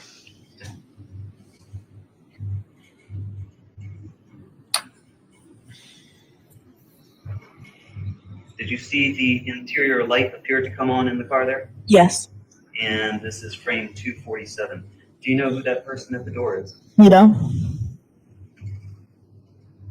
And you would agree the camera has now panned over to where Mr. Valle is at the car. Yes. Did you hear Mr. Valle say anything when he was at the car? No. And you see Mr. Valle appear to be looking back towards his left, correct? Right. And what was going on to his left at that point? Do you know? I'm not sure. Did you see Tyler DaSilva at this point? Not in the video, but when you were standing on the lawn. Yes, I believe so. What was happening to Tyler DaSilva at that point? I think he was getting pushed out of the road. He was getting pushed onto the road. Yeah, sorry, yeah. Zoom in on his face here.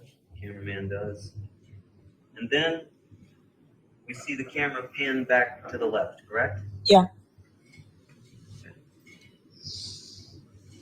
And now we are in frame 284. Do you see a figure on the ground? Yeah. Is that still Tyler DaSilva? I think so. He hasn't been pushed into the road yet? No. Is that different than your recollection? Yeah. And how many figures do you see surrounding him? Surrounding him? Yes. Five. Do you know who many of those folks are?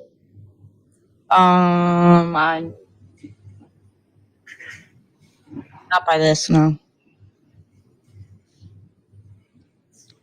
This is frame 286. That's a little clearer, correct? Yeah. Can you identify any of those folks?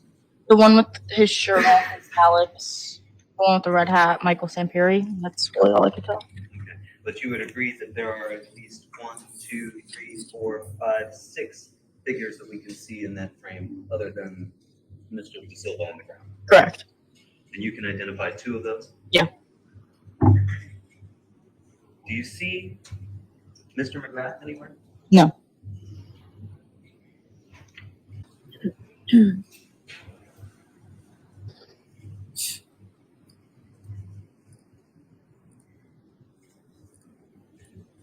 Now, we are in frame 307. Do you see on the right-hand side of that frame that there are 2 two figures, one with a white top and black bottom, one with what appears to be a lighter bottom and a dark top. I'm sorry, can you repeat that? Sure. Can you see two figures on the far right-hand side of the frame?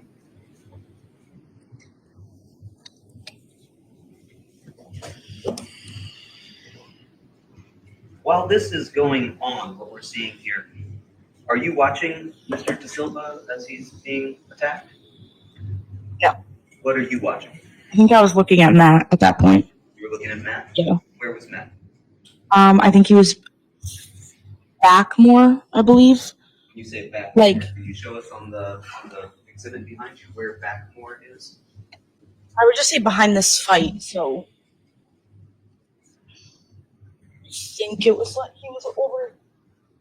I think over here more. Okay, closer to the tree line or closer to the road? I would say closer to the road.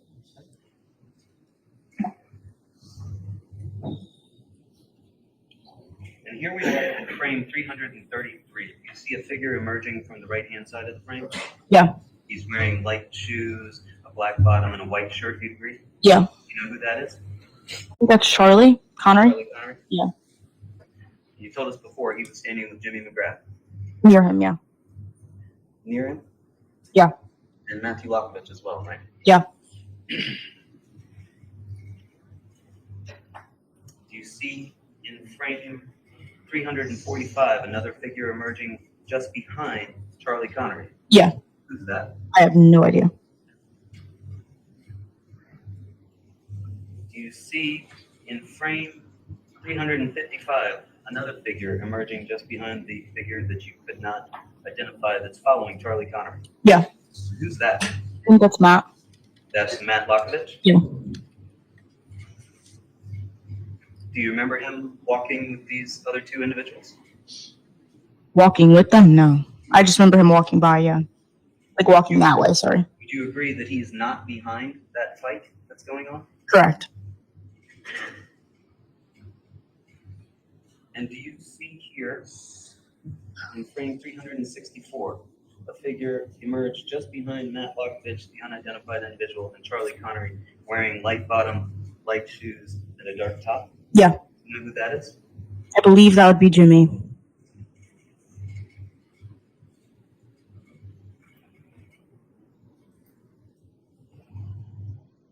Do you see in frame 385 Matthew Lockovich? Yeah. And what was Matthew Lockovich doing at this point? I'm not sure. He kind of just was standing there like that. Just observing? Yeah, I think so.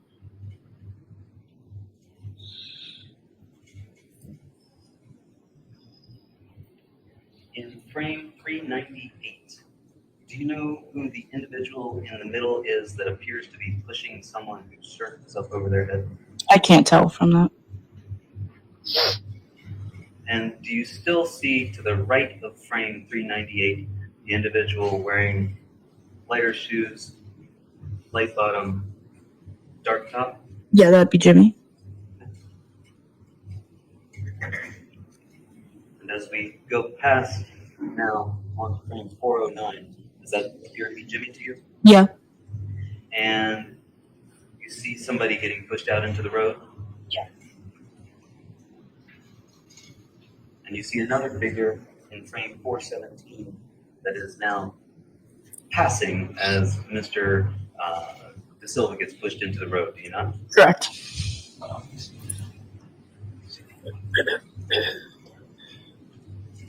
And in frame 427, you see Mr. DaSilva's left hand, correct? Yeah. Do you see anything in his left hand? Not that I can tell him that. And now, you see Mr. DaSilva go into the road.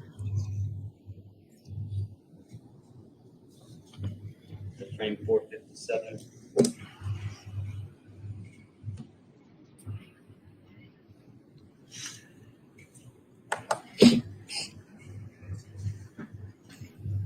Mr. DaSilva still in the road at frame 479. Do you see Mr. McGrath at this point? Not in this picture, no. Do you see Mr. Lokovich at this point? No. Do you see any of those other figures that we had seen before? No. Where were they at this point? On the grass? And what were they doing? I'm not sure. Were you still looking at Jimmy McGrath? I believe so, yes. Were you looking at Matthew Lokovich? I believe Matt, yeah, I What was. was Matt doing? I think he was watching again. Where was Michael Samperi at that point? I have no idea. Do you know what anybody was doing at that point? Not that I can recall, no.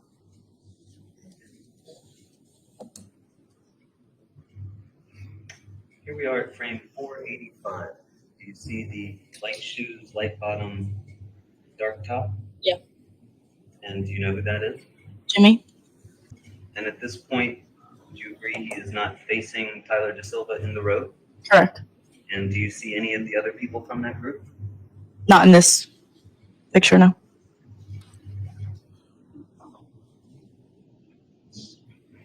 And in frame 486, do you still see what you've identified as Jimmy? Yeah. And do you see a hand on his lower back? Yeah. Do you know whose hand that is? No, it doesn't even look like a hand. Can you identify it as a hand now? In Yeah. frame 488? No, I can't. Can you identify it as a hand now in frame 489? Appears to be. Do you know if that's Matthew Lokovich's hand? I have no idea. Do you know if Matthew was still standing beside Jimmy at that point? I believe he was near him at that point, yeah. And where was Charlie Connery at that point? Maybe a little bit in front of them. In front of them? Yeah, I think so. And where was Basin Teal at that point? I'm not sure. Ryan Hines? I didn't see Ryan during this. Tyler Rich? Not sure. You see Mr. DaSilva still in the road in frame 489. Yes.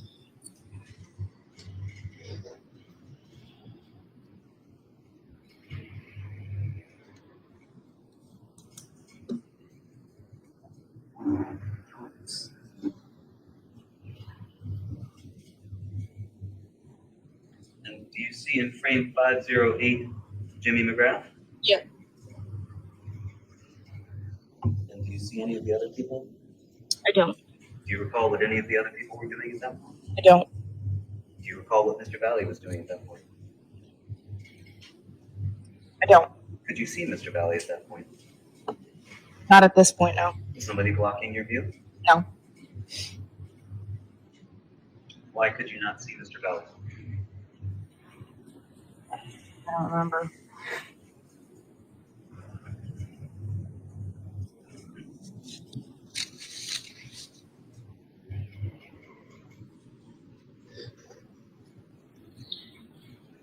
And it's frame 518 now. Do you see Mr. McGrath is no longer in the frame?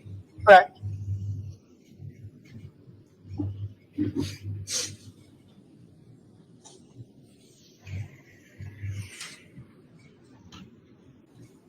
And now frame 528. Do you see Mr. McGrath or part of Mr. McGrath at the left side of the frame?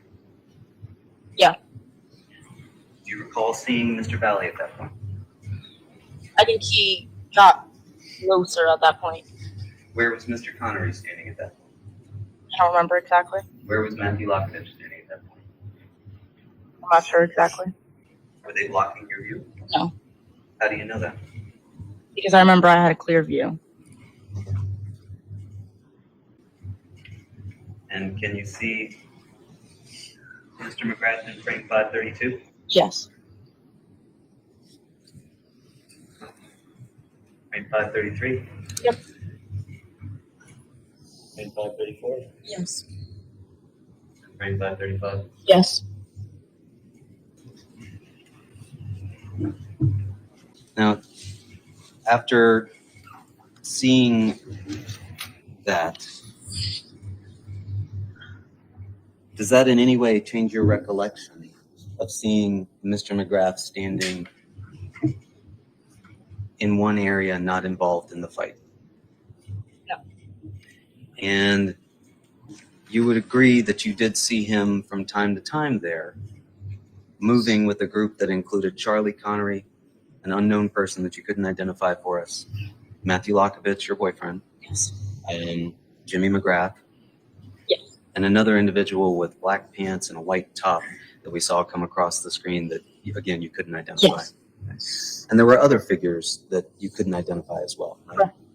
But you're certain that you had a clear view of seeing what happened between Mr. Valle and Mr. McGrath, 100% yes. and that it was just the two of them, correct? Yes. And you can't tell us where Mr. Connery or Mr. Lockovich were at that point? No. You were dating Mr. Lockovich at this time, correct? Correct. And you had grown up, you told us, since childhood with Mr. McGrath. Yeah. How well did you know Mr. Connery Pretty well. and his family? Yeah. Tommy, had you ever been over to their house? Yeah. You didn't call the cops that evening, correct? I did not. And you didn't go to talk to the cops, they came to you, correct? Correct. And that wasn't until May 23rd, correct? Yeah. A little bit more than a week after this all occurred. Had you talked to anybody about what happened that night prior to speaking with the cops? No. You hadn't talked to anybody about it? No. Not even Matt? No. And you wouldn't want to see Jimmy McGrath's memory or reputation damaged in any way, would you? No. You wouldn't want to see any harm come to Matthew Lockovich, even though you're not with Matthew Lockovich anymore, correct? Correct. And Charlie Connery, you wouldn't want to see any harm come to him, right? Right. And you've come here and you've tried to tell us, to the best of your recollection, what you saw that evening, correct? Correct. Nothing further. Thank you. Morning, Taylor. So the defense attorney asked you just moments ago regarding you saw a video frame by frame with states withdrawn defense B, where he had asked you on multiple occasions where people were standing. To your recollection, you had some indication of where you saw people, but for the most part, you were not able to indicate where everyone was. Correct. From your best recollection, was Jimmy involved at all, from what you can recall that night, in the fight? No. When the fight was going on, Taylor, where was Jimmy standing from your vantage point? Where was Jimmy standing where you were? Diagonal from me. And the whole time he was standing in that general location, you indicated that he moved around a little bit. But for the most part, was he standing in that general location? Yeah, the stayed in entire that same area for majority of the time. When counsel showed you the frame by frame of defense B, are you able to indicate at all for sure who those individuals were who were wearing a dark shirt and a light bottom? No, it was dark. You can't even see their faces in those frames. Do you recall offhand as you sit here today if anyone else at the party was wearing dark shirt and light bottoms that night? No, I wasn't focused on everyone's outfits. And it's difficult to recall each and every individual, what they were wearing, where they were standing. But from that night, what are you 100% sure you witnessed that night? I watched the defendant go up to Jimmy and stab Jimmy. And when you witnessed the defendant go up and stab Jimmy, as you indicated on direct examination, do you recall if anyone else was standing directly next to Jimmy at that point? No. Was anyone else, as defense counsel indicated, putting his arm around Jimmy or in close proximity to Jimmy at that point? Mm-mm. When the defendant came up to Jimmy, was it a purposeful stabbing? Yes. When the defendant came up to Jimmy, was there any hesitation that you saw in him stabbing Jimmy? No. Thank you. I have no further questions. Nothing further, Your Honor. All right, at this point in time, I would ask the state to please call its next witness. Thank you, Your Honor. The state would call Charlie Connery to the stand. Good morning, Charlie. How you doing? Good. Just do me a favor. Keep your voice up and stay close to that microphone because the acoustics are kind of bad in this courtroom. Okay. Charlie, can you tell the jury how old you are? I'm 19 years old. And do you go to school? I go to Central Connecticut State University. And what do you study? Construction management. And are you working for the summer? Yes. What are you doing? I'm an intern for a construction company. Now, have we met before today? Yes, ma'am. How many times did we meet? Twice. And why did we meet? Discuss this. And back on May 14th of 2022, How old were you? 16 years old. And did you go to school? Yes. Where did you go to school? Shelton High School. And what year were you? I was a junior. And did you play any sports? Yes. What did you play? I played baseball. And are you familiar with an individual by the name of Ryan Hines? Yes. How are you familiar with him? He's a friend. He was my baseball teammate. He's a good friend of mine. Can you tell us who's in States 56? Ryan Hines. Are you familiar with an individual by the name of Griffin Marcinzik? Yes. How are you familiar with Griffin Marcinzik? He's a childhood friend and still one of my best friends today. I want to direct your attention to later on in the night on May 14th of 2022. Did you attend a party anywhere that night? Yes. And what party did you attend? Party at 43 Laurel Glen Drive. And who lives there? Tyler Rich. And show you States Exhibit 5. Do you know whose house that is? It's Tyler Rich's house. Now, what time of day would you say you got to Tyler Rich's house? 9:30 to 10. And was it what was the lighting out like? It was dark outside. Was it dark out where you couldn't see in front of you, pitch black? What was it like? I was able to see in front of me, but I wasn't pitch black out. Now, when you got to Tyler Rich's house on that night, how many people were at Tyler Rich's house? Do you recall? Around 30 people. And what kinds of things were going on at Tyler Rich's house? Drinking, social gathering, just hanging out with friends. When you say drinking, what kind of things were people drinking? Beer. And how did you get to Tyler Rich's house? I drove. And when you got to Tyler Rich's house initially, did you have anything to drink at that point? No, Why not? because I was driving. How long would you say you were at Tyler Rich's house for initially in the beginning? Probably half an hour to 45 minutes.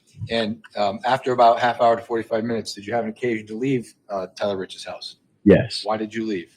I received a call from a friend, Ryan Hines, that he has just gone to a fight and kicked out of a party and wanted to see if I could pick him up. And did you, in fact, go pick him up? Yes. Where did you go? To this girl named Natalia's house. I don't know her address. It's in Shelton. How'd you get there? Did you? I drove. Okay. Did you put a GPS on and kind of follow Waze or something? Yeah. So when you got to Natalia's house, who did you pick Ryan up? Yes, I picked up Ryan and Griffin Marcinzik. And when you picked up Ryan and Griffin, did you leave Natalia's house immediately? Yes. When you picked them up, was it just the two of them? Yes. Did Ryan have anything with him? I don't recall. You don't recall? Do you recall whether or not did you see either Griffin or Ryan drinking that night? Yes, they were drinking. Were they drinking before or after they got to Tyler Rich's house? Let's say before. At some point in time, you brought him back to Tyler Rich's house? Yes. And when you got back to Tyler Rich's house, actually withdrawn, on the way over to Tyler Rich's house, did you talk to Griffin and Ryan about what had happened earlier on in the night? Yes. And did they inform you about what had happened? Yes. And at some point in time, you got back to Tyler Rich's house. Were you aware of a group chat that was going on at all? No, I was not. And when you got back to Tyler Rich's house, how did you guys go in the house? Do you recall? Through the basement doors. And where are the basement doors located? On the right side of his house. And when you got back down there, what happened when you got back down to the basement? Same stuff that was going on before. Talking, people asking questions to Ryan and Griffin at what happened to you guys. Now, are you familiar with Faison Teal? Yes. How are you familiar with Faison?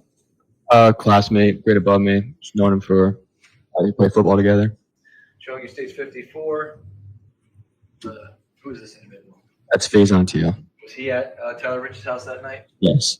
Did you have occasion to talk to him that night? Yeah. States 55. Can you tell us who this is? That's my brother, Charlie Connery. Was he at Tyler's house that night? Yes. And States 57. Do you know who this is? That's Jimmy McGrath. And how do you know Jimmy? Football, basketball teammate growing up, childhood friend. I have him every weekend. Was he at Tyler Rich's house that night? Yes, he was. Did you have an occasion to talk to Jimmy throughout the night that night? Yes, we had a conversation. When you got back to Tyler Rich's house, did you drink anything? After picking up Griffin and Hines? Yes. Yes. What did you drink?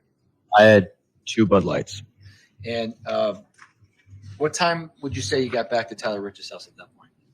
When you got back initially?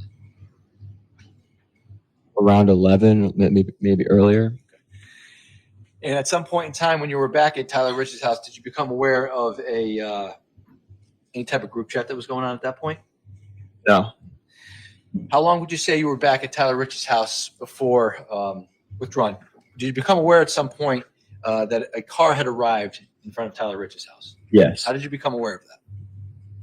I've heard that the kids that just fought Ryan and Griffin were outside, so I went outside to go talk to them. Now, prior to the car showing up, how long would you say you were back at Tyler Rich's house for? What was that? Half an hour, maybe a little bit more. And when you went outside, do you recall how you went outside? Yes. How did you go outside? I went to the basement doors, so around the front yard, Okay. and the car was across the street of the front yard, and I went over and talked to the person in the passenger seat. So Stage 49. Can you indicate on Stage 49 where you saw the car pull up initially? Like the beginning of the road on the right side, going down the road, facing down the road, right there. Right here? So facing this way or facing this way? Facing that way. Facing up? Yeah. Okay, so the record can reflect the witnesses identified the area just north of the intersection of Adams and Laurel Glen, just to the left of where it appears to be a group of trees on the property across from 43 Laurel Glen. So noted. And you walked over to the car? Yes. Do you recall who you walked over to the car with? Was there anybody with you? I don't recall. Was there people with you though when you walked over? Yes. How many people would you say were with you at the time? 8 to 10. And when you walked over, you spoke to somebody in the car? Yes. What side of the car did you speak to them? Passenger side. Passenger, so the right side of the car, if the car's looking that way? Yes. That's Okay, front passenger or rear passenger? Front. And who did you speak to in the front passenger? Tyler DaSilva. And what kinds of things were you telling him? I asked him what he did, and I was with him the week before, and I told him that, like, I like you, like, I think you're a good kid. I know your cousins. I grew up with them, and I said, just leave. Like, there don't want any problems. Just leave. And how do you know Tyler DaSilva? I know his cousins from growing up playing baseball, and a week prior to that, I was with Tyler DaSilva and his friends. Okay. Did you notice anybody else in the car at this point in time? Yes. Who else did you notice? Jack Snyder And where was Jack Snyder? driving. How do you know Jack Snyder? I was also with him the week before that. Did you notice anybody else in the car at this point? Yes, but I couldn't recognize faces. It was Okay, so you knew there were other people in the car, but you didn't know who it was? I knew who it was. Who else did you recognize? Raul Valle. Okay, and how do you know Raul? A St. Joe student was also with him a week before that. And is Raul Valle present in the courtroom today? Yes. And what is he wearing? A black suit, black tie. Can you please point him out for the record? And the record reflect your own the witness identified the defendant in this case. Court will reflect on the record that the witness has identified Mr. Valle. Thank you. Now, do you know Ricky Fiola? Yes. Do you know Sal Perry? Yes. Do you know Mike Sampieri? Yes. Do you know Alex Bernstein? Yes. Do you know Jake Villalobos? Yes. Do you know Matthew Lakovich? Yes. How do you know those individuals? All friends growing up. And were they present at Yes. Tyler Rich's house that night? So now you said you were talking to Tyler DaSilva, excuse me, initially in front of the 43 Laurel Glen. Did you notice, was the defendant saying anything or doing anything at this point? I did not notice. How long would you say your conversation lasted for with Tyler DaSilva at that car? Not even 30 seconds. Do you recall what kind of car it was, by the way? Dark SUV. Okay. And so it was, you said 30 seconds? Yeah. At some point in time, well, withdrawing, was the conversation with Tyler DaSilva, was it cordial? Was it peaceful? It was peaceful. At some point in time, did the interaction between either you and Mr. DaSilva or anybody else around you in the car become not peaceful? Not that I'm aware of. What happened after that period of time speaking with Mr. DaSilva? I walked away and I went towards the front lawn where all the other rest of the party was there, just watching, just was talking with them. So you had a conversation with Mr. DaSilva in the street area for about 30 seconds, and then you walked away? Yes. Where did you walk to? Can you tell us on State 49? In the driveway, a little bit to the left, like by like the lawn and like near the white car, kind of. Like right, probably this area here? A little bit more up though, or like down, like on the lawn. Down here? Yes. Okay. So if the record can reflect, the witness is identifying in States 49 the front right passenger side wheel of this white pickup truck. On the ground.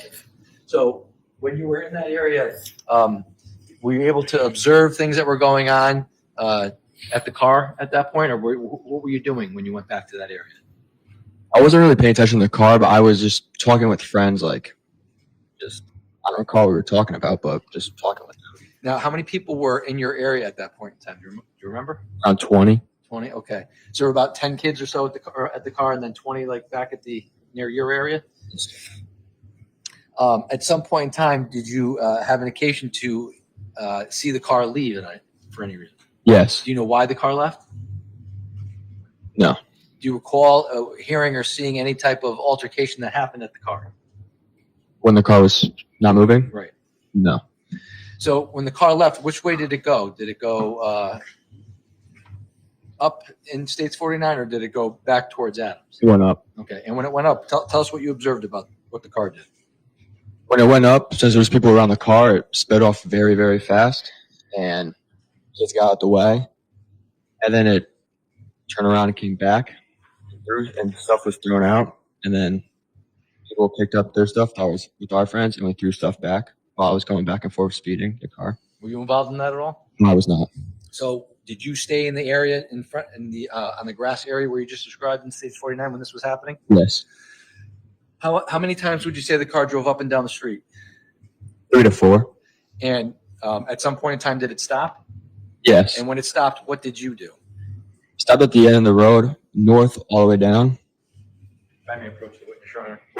Stage 1. Shows on stage 1 where the car stopped. At the intersection of Laurel Glen and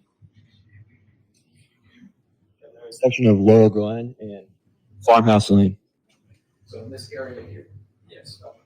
And when you saw the car stop down in that area, what did you observe about it at that point? Did you observe the car just stopped, or tell us what you saw? I noticed that 2 individuals got out of the car. So me and a couple of my friends went down there to talk to them. And when you say a couple of your friends, you recall who you were with? Yes. Who were you with? Ty Wood, Matt Lokovich, Ricky Fiola, Tyler Rich. That's about it. So you went down the street? Hmm. When you went down the street, did you go in a big mob? How did you make your way down the street? A couple kids were farther up than me. We kind of went individual or like in as twos, not as in a group. Who were you closer to? Do you recall? Ty Wood, And who was further down the street? Do you know who was further down the street? Tyler Rich, and Ricky Fiola. Okay. And when you got down, how far did you get down the street, would you say, that night?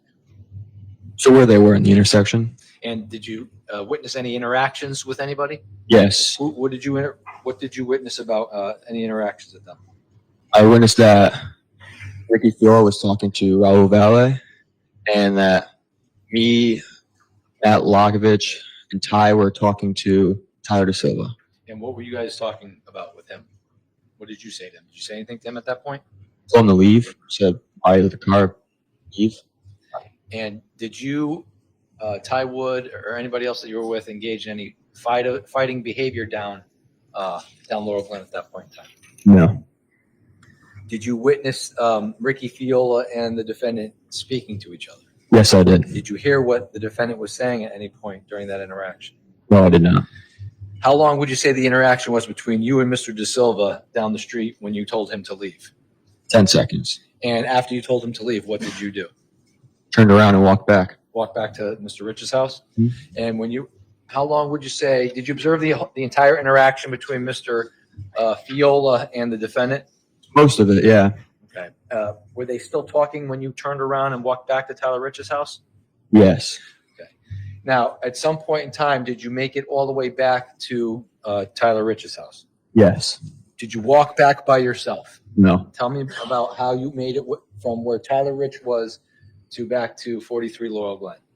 I walked back with Ty Wood and Matt Locke, and the rest jogged up and caught up to us, and then we walked back together. And when you were, did you discuss anything with Ron? Who caught up with you and walked back with you at that point in time? Do you recall? Ricky Fiola, Tyler Rich, Matt Locke, Ty Wood. And did you guys discuss what had happened down the street? Yes. And in particular, did you have a conversation with Ricky Fiola? Yes, I did. And after that conversation happened, did you guys all make your way back into Mr. Rich's basement? Yes. And how long would you say you were back in the basement for? 30 seconds. And at some point in time, did you exit the basement after 30 seconds? Yes. Why did you exit the basement? I was told that they're back. And when you were told that they were back, how did you get out of the basement? The same way you went in? Same way I went in. And when you came out of the basement, where did you go? Did you recall where you went? Yes. Stage 4. Can you see in stage 4 where you went? Yes, I was hanging out by the basement doors and slowly creeping up, but I kept my distance from what was going on. What was going on when you came outside? It was like I saw people like lined up face to face, like talking to each other. Show you stage 6. Can you show me in stage 6 where you saw people lined up? Towards the left, by between like the bush and the truck. So somewhere in this area here? Yes. And who was in that area at the time when you came outside?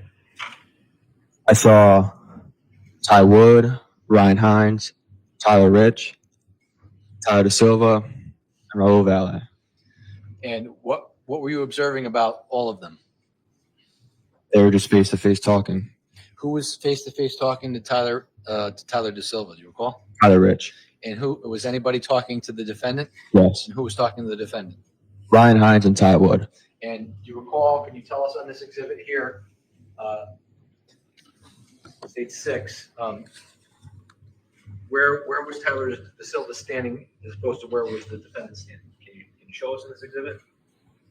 Tyler DaSilva was more to the left, like was to the left side, and Raul was to the right. They were next to each other, but Raul was on the right and Tyler was on the left. So Raul was probably closer to this red bush here. Yes, and Tyler was closer to the truck. They were right next to each other. And when they were talking, describe what the conversation was like when they were face to face. I wasn't close enough to hear. So you just heard. What did you hear? Were they just talking, or were they? Was it loud? It seemed more not peaceful as the other conversations were. It seemed like something was stirring up, that they're getting louder and louder, but I didn't know what they were talking about. So were you still back by the Bilko doors? Yes. Back here? Yes. You were witnessing this from back where this in stage 6. You see, there's like this AC unit back here. Back over here. Yes. So could you, from your vantage point, could you see what was going on? How could you see what was going on over here? It was a clear view. Were there lights? Yes, there was a garage light shined right at them. Did anybody else have their phones out? Was there lights on at this point? No, not that I'm aware of. But from that vantage, how far do you think it is from this area where the AC unit is next to the Bilko door to where this area is here?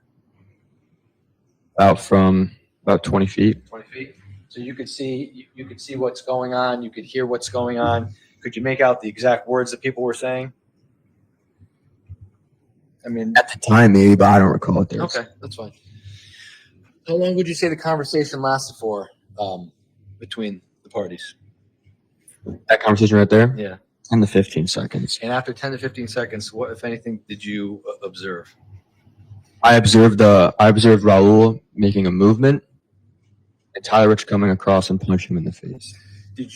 Now, when this was going on, when you were observing and listening to what was going on, were you making your way closer to? Yes. Okay. And so at some point in time, prior to the punch that you saw, How close were you in this incident? Can you tell us? A little bit farther from me to you right now. Okay, so probably about 10 feet. Yeah.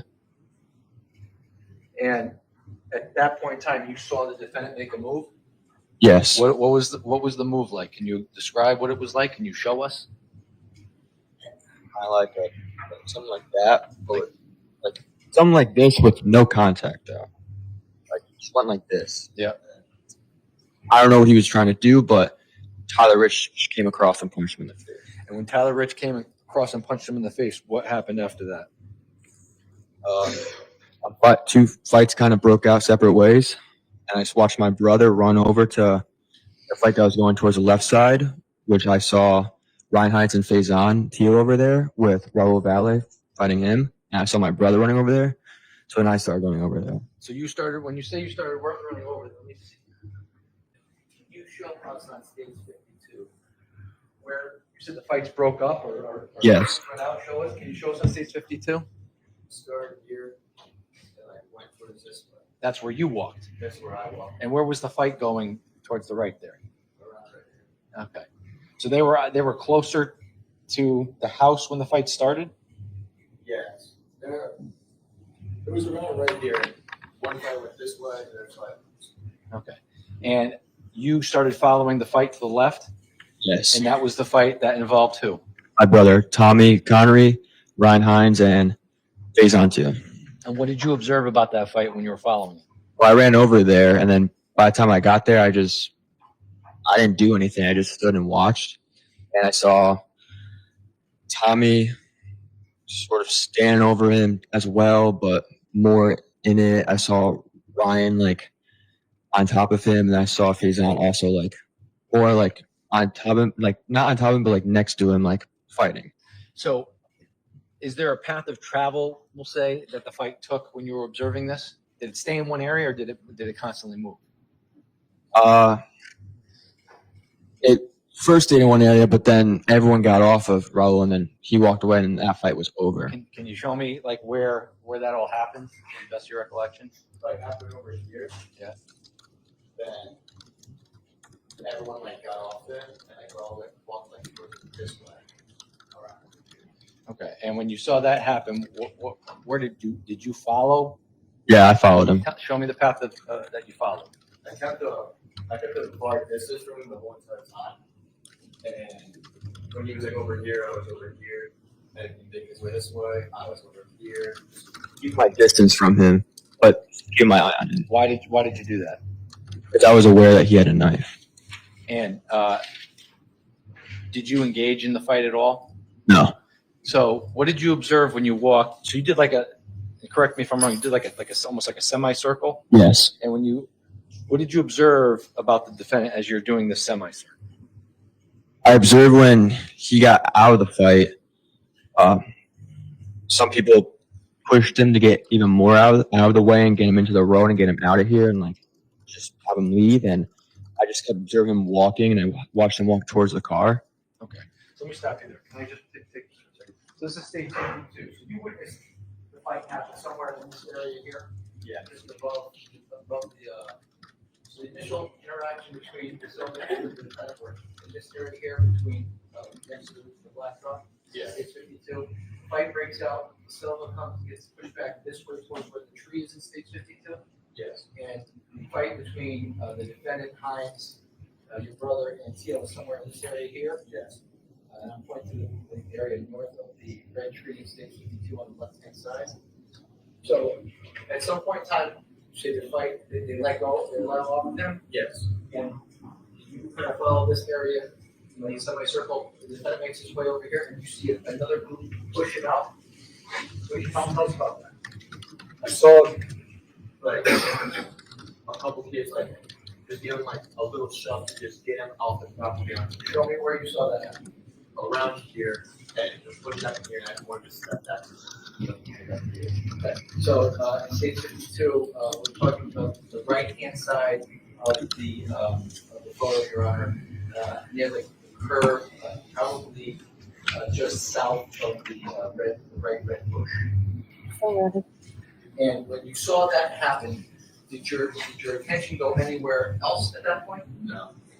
Now, was your eye on the defendant the entire time that this was going on? Yes. Do you know if Jimmy McGrath was involved in the fight, and the fight was going on over here initially with the defendant and your brother, Faison, and Ryan? He was not there. Was Jimmy McGrath involved in anything going on to the right over here? No. Do you know where Jimmy McGrath was at this point in time? No. Okay. And when you came and did the semicircle, at some point in time, did you notice Jimmy McGrath at some point? When I was going to circle around here? Yeah. No, I still didn't. Okay. At what point did you see Jimmy McGrath outside at some point? Yeah.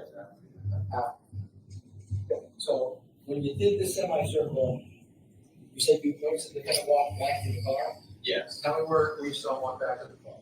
Well, that's the car over here. Okay. And when did And I was following him. I was like over here, got my eye on him. And he opens the door, and then he closes it, and he goes right back in, and I start Yelling, he has a knife, he has a knife, he has a knife, because I thought he just went and grabbed it, but unfortunately I was wrong. And when you yelled that he had a knife, did you see him have a knife on him at that point in time? No. What did you observe about the defendant when he came back onto the property? I saw him next to Tyler DaSilva, and they were both in the road, and no one was going after them. No one was going near them. They were just, everyone was just looking at each other, and then the defendant went after the closest person to him, who was Jimmy McGrath, and stabbed him. Do you recall if Jimmy McGrath tried to engage withdrawing? Did you see Jimmy McGrath at this point in time, just prior to the defendant stabbing Jimmy? I saw him right before, like, right before he got stabbed. Did it appear that Jimmy McGrath, was he trying to engage the defendant? No, he wasn't. Did it appear did Jimmy have a weapon on him that night? Better than that. Did Jimmy approach the defendant in any manner whatsoever, from your perspective? No, he didn't. So tell us about what you saw. He comes onto the grass area. When he's on the grass area, do you know where the rest of the people are at this point in time? Sort of stepping back a little bit from Raul and Tyler Silva, because they've heard that I've yelled he had a knife, and people were kind of stepping back to where they were, like more towards the middle of the lawn, or somewhere around the lawn, not near the road. And the defendant went after the closest person to him, which was Jimmy. So where was Jimmy standing that you recall? around here? Okay, so that's just to the right. It's like on States 52, just upwards and just slightly to the right of where the mailbox was. Yeah. There is. So, what did you? So take us through it. He comes back on the lawn. You scream he's got a knife, and then what is he? Where's Jimmy's where? When he's on the lawn. When the defendant's on the lawn, where's Jimmy? When the defendant comes back, he's over here. Jimmy's around over here. Okay. And everyone's around here, not like right here. And then the defendant comes on the lawn, and Jimmy's right here. And tell me what you saw at that point. I saw the defendant. Go after Jimmy aggressively, and Jimmy was trying to get away, and he stabbed him. Did you see Jimmy take a step back? What did you see? I saw Jimmy trying to avoid it. And what happened? Didn't. And where did you see him stab Jimmy McGrath? Sort of like, from my point of view, it looked like upper stomach range, like lower chest, like right around here. Okay. So if the record can reflect on it, he's indicating on his own body just the upper stomach area below the left chest area. And when you saw the defendant stab Jimmy, what, if anything, did you observe or hear next? I yelled out Jimmy's name twice, saying Jimmy, Jimmy, and he turned around and said, "I've been stabbed." And then the next second, he collapsed to the ground. And when he collapsed, what, if anything, did you do next? I froze, and I saw a couple people running towards him, and I just started hearing screams of someone yelling, "I need stitches, I need stitches." Do you know who that was? Yes, I turned around and saw my brother on the ground, just like covered in blood. And where was your brother? If you can use States 52, do you recall where you saw your brother? I was right here, she was right here, and mine was back. So your brother was back on the other side of maybe where that tree is? Yeah. Yes. And was there anybody with him at this point in time? Do you recall? Yes, Wilbur already was with him. And who was Wilbur Artie? She's my cousin. And when you saw your brother, did you go to your brother at that point? Yes. And what did you observe about where was he stabbed? Do you recall? Above his left leg, above his knee. Was that the first time you realized that your brother had been stabbed? Yes. What was his leg like when you saw that? Bloody, like multiple wounds. And after, did you try to help your brother out? Yeah, I immediately ripped my shirt off and tied it around his leg to form pressure. And then my brother's friends told me to walk away, that they had him, and I wouldn't. And then my brother was looking at me and he's saying that, go help Jimmy, I'll be fine. And then I walked away. So when your brother said that, did you go and try to help Jimmy? I walked over there and there was a lot of people around him to the point I wouldn't even make room over there. But I walked over and I saw the condition Jimmy McGrath was in. And I just turned around and walked away. What did you notice about Jimmy's condition at that point in time? Very pale. A lot of blood, shorts covered in red. Did you notice if anybody else was stabbed that night? When I walked around, I noticed that Ryan Hines and Faison Teal were also stabbed. And, at some point in time, did somebody call the police? Yes. Who called the police? Wilbur Artie called the police. I'm aware of that. I'm assuming multiple people also did.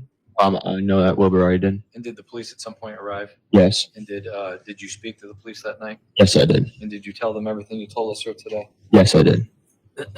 Now, I'll show you state 60. We've saved down areas. I want to just make sure that we're talking about the same thing. Have you seen the video of this fight? Yes, I have. Now, can you tell us prior to starting it, whether or not, does this video show the entire fight of what happened on May 14th, 2022? No, it doesn't.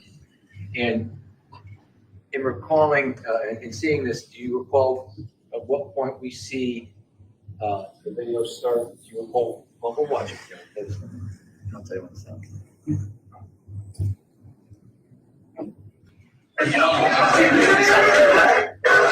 So you see this area here of kids that just went over this way to the right? Yes. Okay.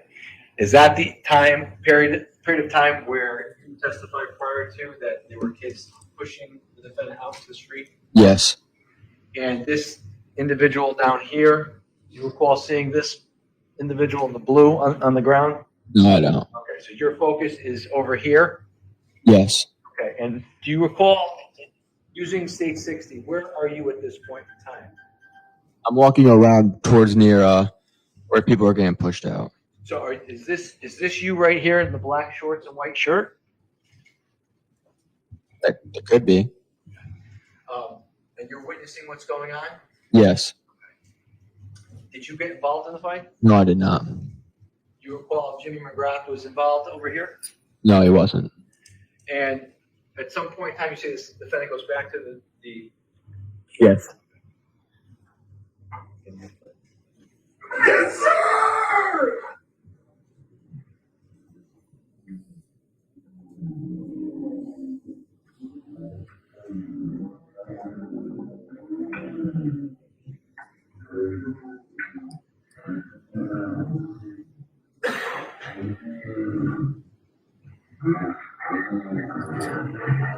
Stop right there. Now, who's this individual coming into the frame right here on the right? That's me. And do you recall where Jimmy was at this point in time? No, I do not.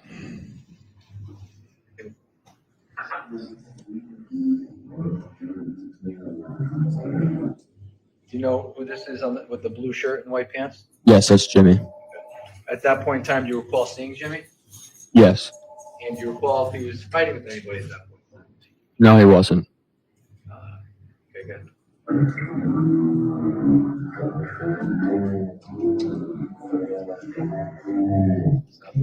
Now, you see, who's that being pushed out to the street? Tyler DaSilva. Well, you remember seeing that on the night question? Yes. You remember the defendant coming back onto the property at that point? Yes. And is this the point in time where you testified on direct earlier that people were just standing there and there was no more? Yes. And at this point in time, when the defendant is coming back onto the property, what is happening? Because you can see part of the video, we don't see what's at some point goes out of view. What do you recall happening at this moment? People looking at them too, backing up a little bit, and no one fighting, no one like saying words or anything, just looking at each other. Like, Do you recall what the defendant did when he came back on the property? Did he slip and fall? no, he went after the closest person to him, which was Jimmy, and with a purpose, and stabbed him. Do you recall whether or not Matt Lockovich was close to Jimmy at this point in time? Yes, he was. Okay. But Jimmy was closer to the defendant? Yes. And how close would you say Jimmy was to the defendant just prior to this slide here? Or this is frame 426. How close was Jimmy at this point in time? 5 to 10 feet.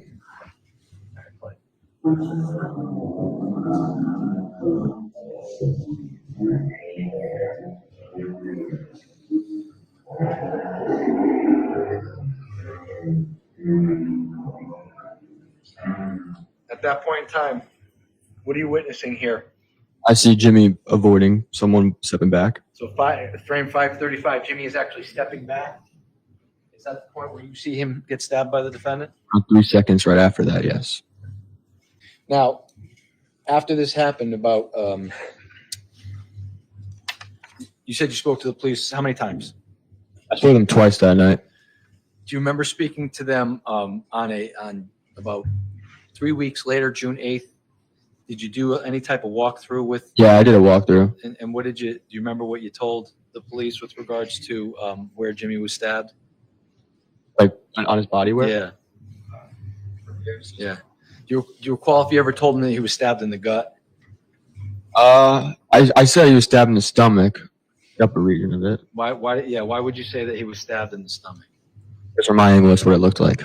So when he's stepping back, It looked like below his chest, like from just below his chest down, like for that's his stomach. So the upper region of that. okay. So I told him he got stabbed in the stomach because when it happened, I didn't know how he was going to be. Now, when the defendant stabs Mr. McGrath, what, if anything, did you observe? Did you observe him pull the knife out of his chest? I observed his fist like this, and from the light of the house, the light from the car around, I was able to see something shining with his hand like this, shining out of it. Okay. So he goes up, stabs like this, and then pulls out, and you see it. Yes. And then when he pulls the knife out of his chest, what do you see the defendant do next? Run to the car. Does he get back to the car? Yeah. Do you see him get in the car? Yes. Do you see DaSilva follow him to the car? What do you see? Do you know what happened to DaSilva after that? I assume he was in the car, but I didn't see him. You didn't see where he went? Okay. When the defendant got back to the car, by the way, which way was the car facing when it came back? Was it facing towards Adams or towards Farmhouse?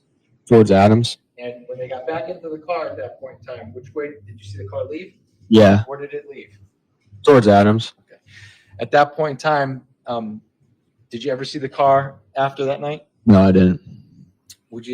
How would you describe the situation both during and after the fight at the house? After the fight? Yeah, during and after. Was it chaotic?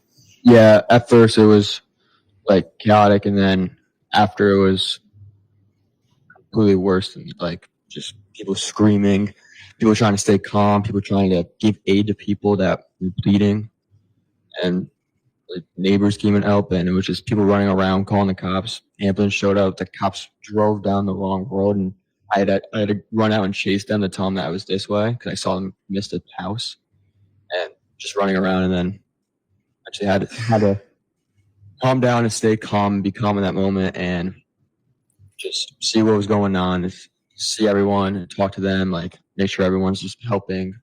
And that was really it. I can't remember if I asked this question, but I'm gonna ask you. When the defendant was talking to he was talking to Tywood before the fight starts. Is he arguing with Tywood? Not that I'm aware of. They were talking. It was high pitched. I didn't know if they were arguing or they were just talking loud. I'm assuming they were probably arguing, but I don't know. Were you not close enough to really hear, other than it was loud? Yeah. Okay. Now that night, did you see Jimmy McGrath with a knife in his hand at this point in time, Jimmy with a knife? or with any type of weapon? No. Did you see Tyler DaSilva with a weapon in his hand that night? No, I did not. Did any of your friends? You see any of your friends with any types of weapons in their hands, both before, during, and after the fight? No one had weapons. I have no further questions. Thank you. Yeah, Your Honor. Thank you. Good afternoon, Mr. Connery. Very nice to meet you. Nice to meet you. We've never met before, correct? Sorry, I'll repeat what the state's attorney told you. You got to keep your voice up because we got to compete with this fan that's going. And then you've also got to say whatever you're going to answer, whether that's yes, no, or something else. It has to be audible so that the court reporter can record it, okay? Yeah. Okay. So you were telling us before about the evening of May 14th of 2022 Yes. and what you recall, right? Yes. And you're testifying here today after you told us you'd met with the state's attorney 2 times? Yes. That's it? That was it. And you also have viewed the video that we saw here before, Exhibit 60, correct? Yes. When was the first time you saw that video? Probably a week after it happened. A week after it happened? Yeah. And how did you see that video the week after? Someone showed me. Do you remember who? No, I do not. One of your friends? Yeah. And when they showed that video to you, did you tell the police about that? The police already knew. They already knew at that point? How many times do you think you've seen that video now as you sit here? Around 10 times. You told us that you were a 16-year-old junior at Shelton High School on May 14th of 2022, right? Yes. And you were a rising senior? Yes. And you were playing baseball? Yes. Did you play any other sports at Shelton High? Not that year. That year I only played baseball, but I played football when I was a freshman. Okay. And most of the kids that were at Tyler Rich's, they were older than you, correct? Yes. And they were also members of the football team? Yes. Many of them were either seniors or had graduated, right? Yes. So you were one of the younger members there, is that fair to say? Yes. And Griffin Marcinzik and Ryan Hines were also younger than most of the other folks there, right? Yes. And you told us that Ryan Hines was a friend and a baseball teammate of yours? Yes. And that Griffin Marcinzik you'd known longer, since childhood, right? Yes. Because Ryan Hines didn't come into the Shelton High School system until freshman year of high school? Yes, around 8th grade. 8th grade? Okay. But you'd become close with him? Yeah, very close. Close enough that after this fight that he described to you at 5 Lazy Brook, he called you to come and pick him up. Yes. And he also told you that he had Griffin Marcinzik with him? Yes.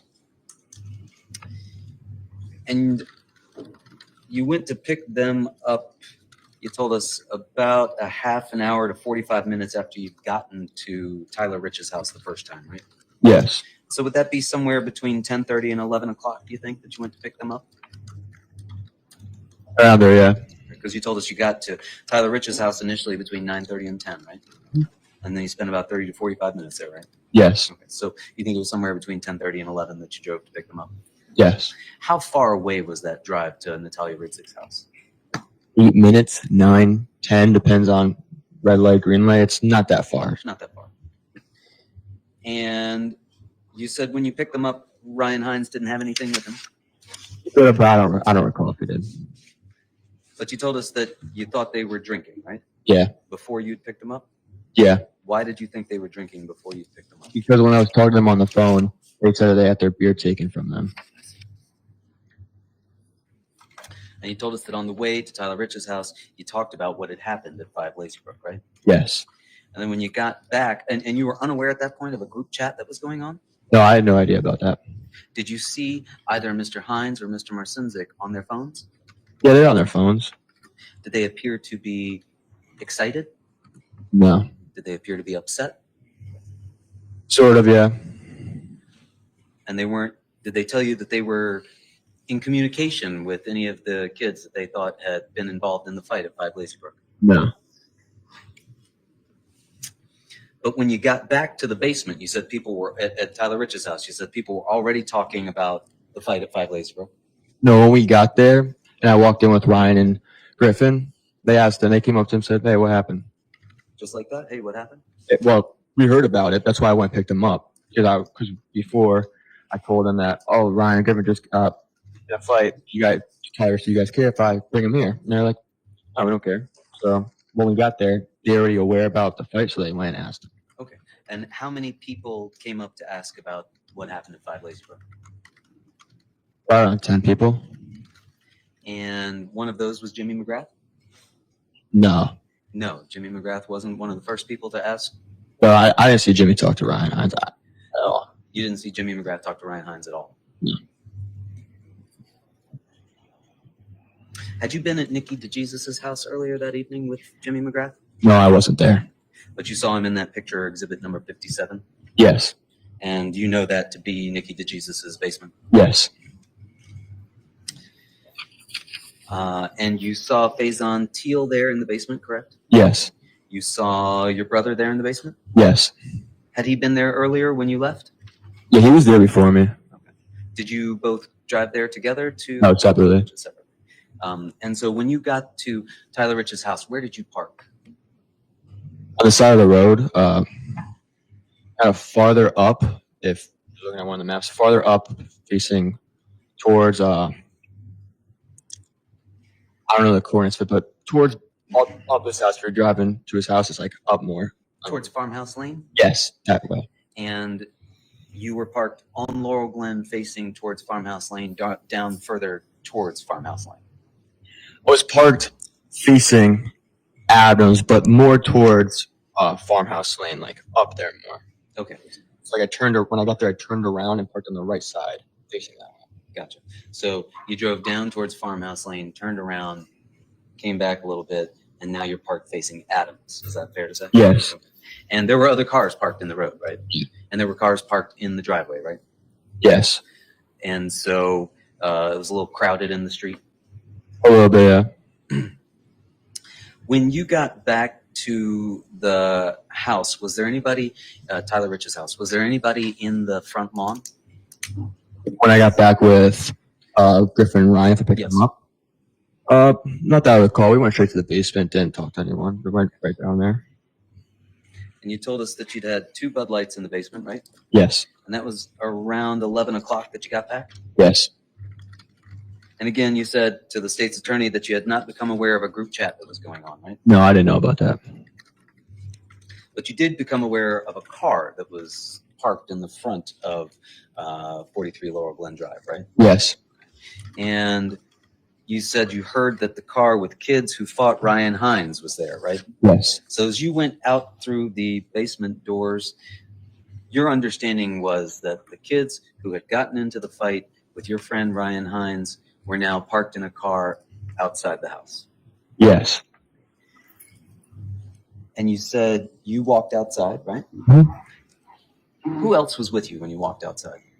At that point, Yes. I don't recall. Do you remember anybody being with you? I remember the party going outside and a lot of people staying in the front lawn and then 10 of us approaching the car. I remember Tyler Richard going approaching the car. Other people too, but I couldn't say who else was with me because I went on the other side of the car on my own. Okay. Everyone was on the driver's side. I went to the passenger side. Okay. So you recall the party emptied out of the basement and went into the front lawn. Mm-hmm. Some folks you claim stayed on the front lawn. Yes, most of them stay in the front lawn. Most of them. And 8 to 10 people, including yourself, walked across the street to where the car was parked. Yes. And you told us that you went to talk to the passenger, correct? Yes. And that passenger you identified for us, that was the front passenger, Yes. and that was Tyler DaSilva, right? Yes. And you knew Tyler DaSilva, correct? Yes. From having grown up and known I- his cousins? I was friends with his cousins, and I knew that was one of their cousins. And just so happened a weekend before that, I was a place in Shelton, and those kids were there, that friend group, and I met him there. Okay. And you said that you had a pretty peaceful discussion with Tyler DaSilva. I like you. You're a good kid. I know your cousins, right? Hmm. Did he threaten you in any way? No, Was his window down or up? it was down. All the way? Yeah. And the rear passenger window, was that down? I don't think so. No.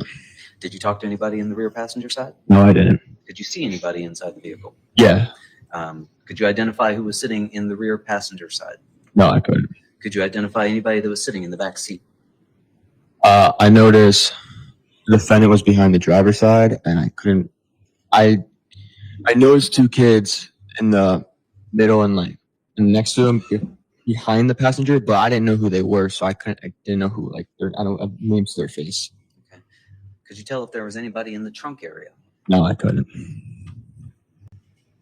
And you told us that among this group of 8 to 10 people was Ricky Fiola? Going towards the car. Yes. Well, I didn't see Ricky with me. I saw Tyler Rich go up. Maybe Ryan Hines. I don't recall everyone that went there, but I don't remember seeing Ricky over there. Do you remember seeing Sal Perry there? At the car? No, yeah, again, no. Do you remember seeing Michael Samperi at the car? No. Do you remember seeing Alex Bernston at the car? No. Do you remember seeing Jacob Villalobos at the car? No. Do you remember seeing Matthew Lakovich at the car? No, it could have been them, but I just don't recall who was who stayed on the lawn, who didn't. Do you recall seeing Tanner Chernowski at the car? I don't know. Do you know Tanner Chernowski? Yeah, I know Tanner. How do you know Tanner Chernowski? He's my brother's age. He grew up with my brother, played sports with him, and I always knew him just as one of my older brother's friends, and then we became friends eventually. And you said you didn't notice Mr. Valle doing or saying anything while you were there at the car? No, I didn't. And you said that your conversation with Tyler DaSilva lasted about 30 seconds, right? Yeah. That interaction never became anything other than peaceful, correct? With me and Tyler Silva? That's correct. Yes. And you said at that point you turned and walked into the driveway by the lawn. Yes. And you weren't paying attention to the car at that point. You were just talking to friends, you said. Yes. How far away from the car were you at that point when you were just talking to friends? Across the street, so whatever the street distance is, around there. Was this a larger than normal street, or was this your typical street? Typical back road street.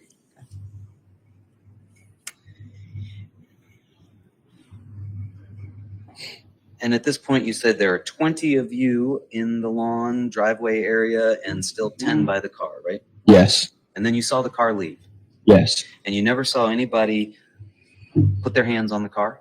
No, I never saw that. You never saw anybody kick the car? No. You never saw anybody throw anything at the car? I did say I saw people do that. While the car was still sitting there, or No, when it no. was driving up? Right back and forth, I saw people toss it. I want to focus on before the car leaves to drive away, okay? Yes, sir. You never saw anybody throwing anything at the car at that point? No. You never saw anybody throw anything out of the car at that point? No. You never saw anybody climb on top of the car at that point? No. You never saw the car rocking at that point? No. You never heard anything shatter as far as the car goes? No. You never saw anybody on the rear of the vehicle bouncing up and down? No. But then at some point you saw the car leave, you told us. Yes. And you don't recall any altercation that preceded that, it just sped off down the road. Yes. And then you told us it came back and forth a few times, right? 3 to 4 times? Yes. Again, you stayed in the grassy area at that point, right? Yes. And then the car stopped at the intersection of Laurel Glen Drive and Farmhouse Lane. Yes. Your Honor, I think this might be a good time to take a break. Thank you. Mr. Smith, Attorney Smith, if you'd like to come up.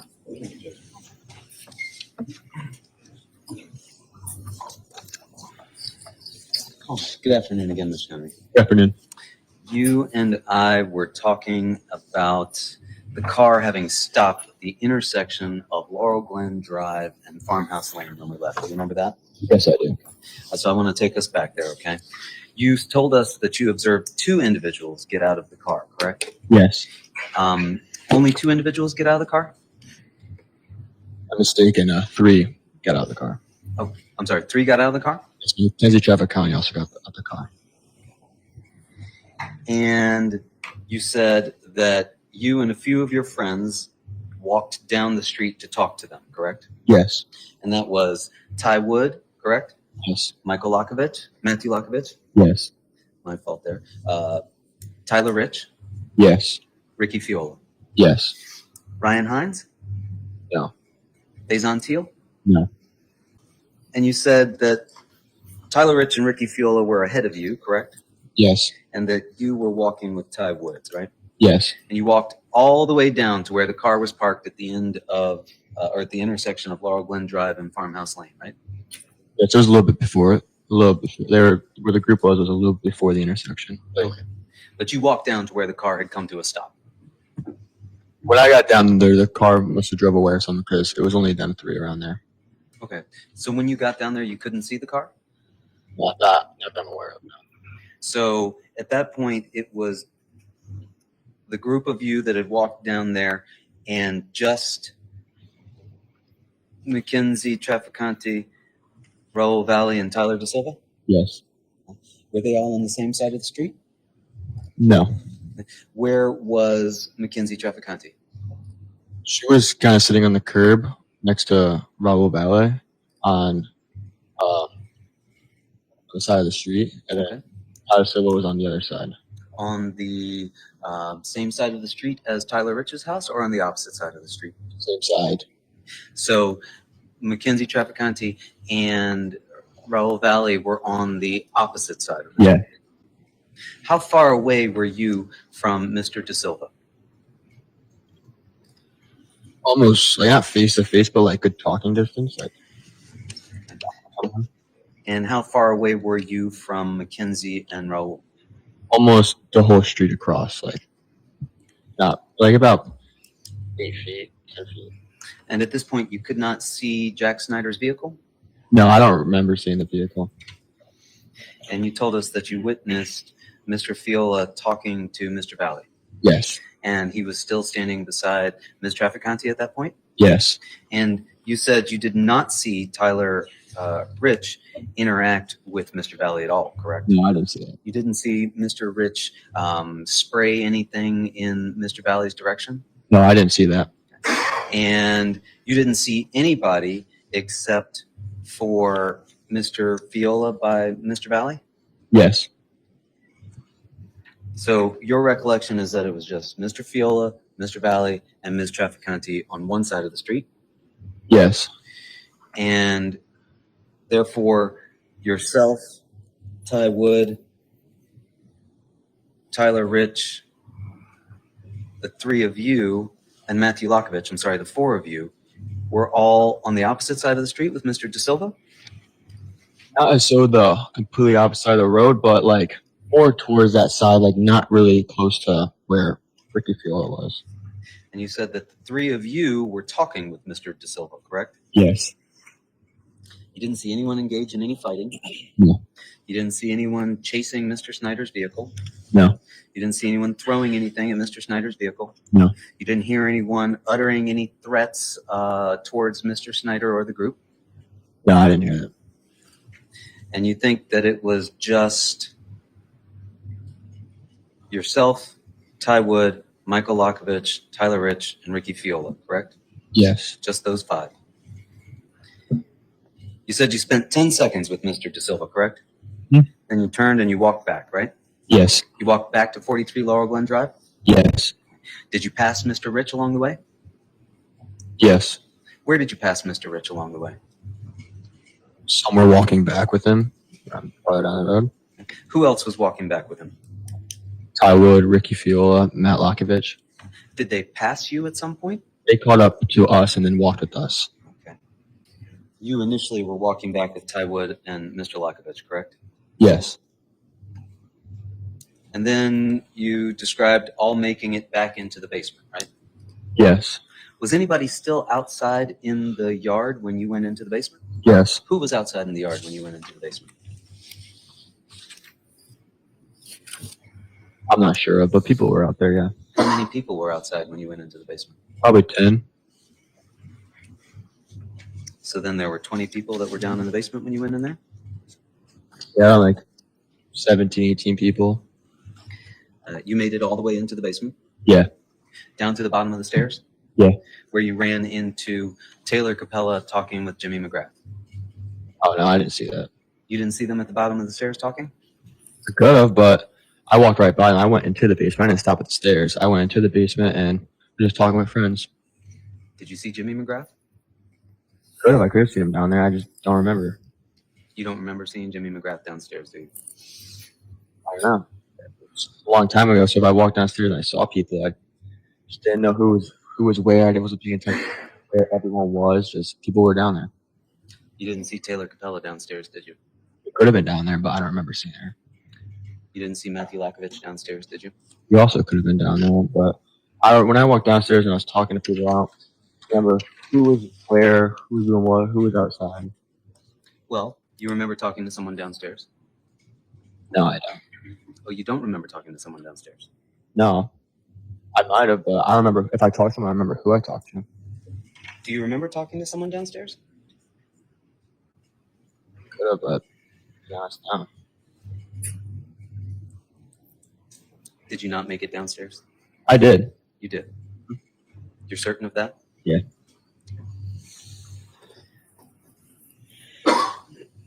And then you told us that you heard they were back. Yes. You understood that to mean that the vehicle driven by Jack Snyder was back out front, correct? Yes. And at this point, you told us that you were by the basement doors slowly creeping up? Yeah. What do you mean by slowly creeping up? Like walking, like I wasn't running out to like where everyone was. I was taking my time there because I didn't think anything was going to happen. You didn't think anything was going to happen? No, we told them to leave multiple times. I thought it was another time we were just going to tell them to leave and they would leave. And as you were slowly creeping up the stairs, how many people went past you? Creeping up the stairs? Yes? I was already out. I got out of the stairs pretty quick, but when I got outside and I saw people face to face, then I started slowly creeping up. I see. So you went quickly up the stairs. Mhm. How many people passed you on the stairs? They really passed me. We were all going the same way. How many people were with you going the same way on the stairs? Probably about 5 or 6 people. Just 5 or 6 people? Yeah. The others remained in the basement? Yeah, but eventually they probably followed me. Well, sir, I don't want you to tell us what probably happened. I want you to tell us what you observed. Well, I couldn't see behind me, but everyone came outside eventually, so they must have came from behind me. So eventually everyone was outside? Yeah. So there were 30 of you at that point outside? Yeah, but scattered out, not all together. And you described to us that you were slowly creeping up and that there were people lined up talking by the bush and the truck, correct? You remember describing that for us? Yes. And how many people were there by the bush and the truck? Around 6 people. Just 6 people? Yeah, I remember seeing 4 people that I was friends with, and then Tyler DaSilva and Raul Valle. And the 4 people that you recall seeing were Ty Wood, Yes. Tyler Rich, Yes. Ryan Hines, Yes. and who was the 4th person? I saw Faison over there a little bit, but he was kind of just in front of me, creeping up too. Like the 4th person, I'm not too sure who I saw. And you told us that they were just face-to-face talking with Tyler DaSilva and Raul Valle. Yes. So you did not see the car arrive, correct? No. You did not see Mr. Valle and Mr. DaSilva approach this group, correct? No. But by the time you got outside, you claimed that they were already up by the black truck and the red bush. Yes. And it was just Mr. Valle and Mr. DaSilva that were talking with these other 5, maybe 6 people now, you told us. Raul and DaSilva were talking to 4 people. 5 and 6 total, including Raul and Tyler. Okay. So 5 or 6, including Mr. Valle and Mr. DaSilva. Yes. So only 4 people out there and then the 2 of them. Yes. And you said that Mr. Valle was to your right? To my left. Before you described it as being Mr. Valle was on the right. Was that as we were looking at the exhibit? Yes, from my point of view, because it's flipped, it was Mr. Valle on the left and Mr. Silva on the right. Okay, and they were side by side, Yes. and you didn't see anything in their hands, correct? No. But you could see their hands. No, I couldn't. People were blocking me. There's 4 of them. There's 2. So them 4 are blocking my point of view with them. The 4 of the Where their people hands talking were blocking your view. From where their hands are. I can see their faces. I can't see what their bodies are. You could see over top of the heads of the people that were in front of you to see Mr. Valle and Mr. DaSilva's head. Objection, mischaracterizes the response room. When I saw them 2, I was able to see who it was, their faces, but I couldn't see where their hands were. If their hands were down there, for people's bodies, I couldn't see their hands. That's what I'm saying. So were these 4 people that were talking to them in front of you? Yeah. And yet you could see Mr. Valle and Mr. DaSilva, but not their hands. Yeah.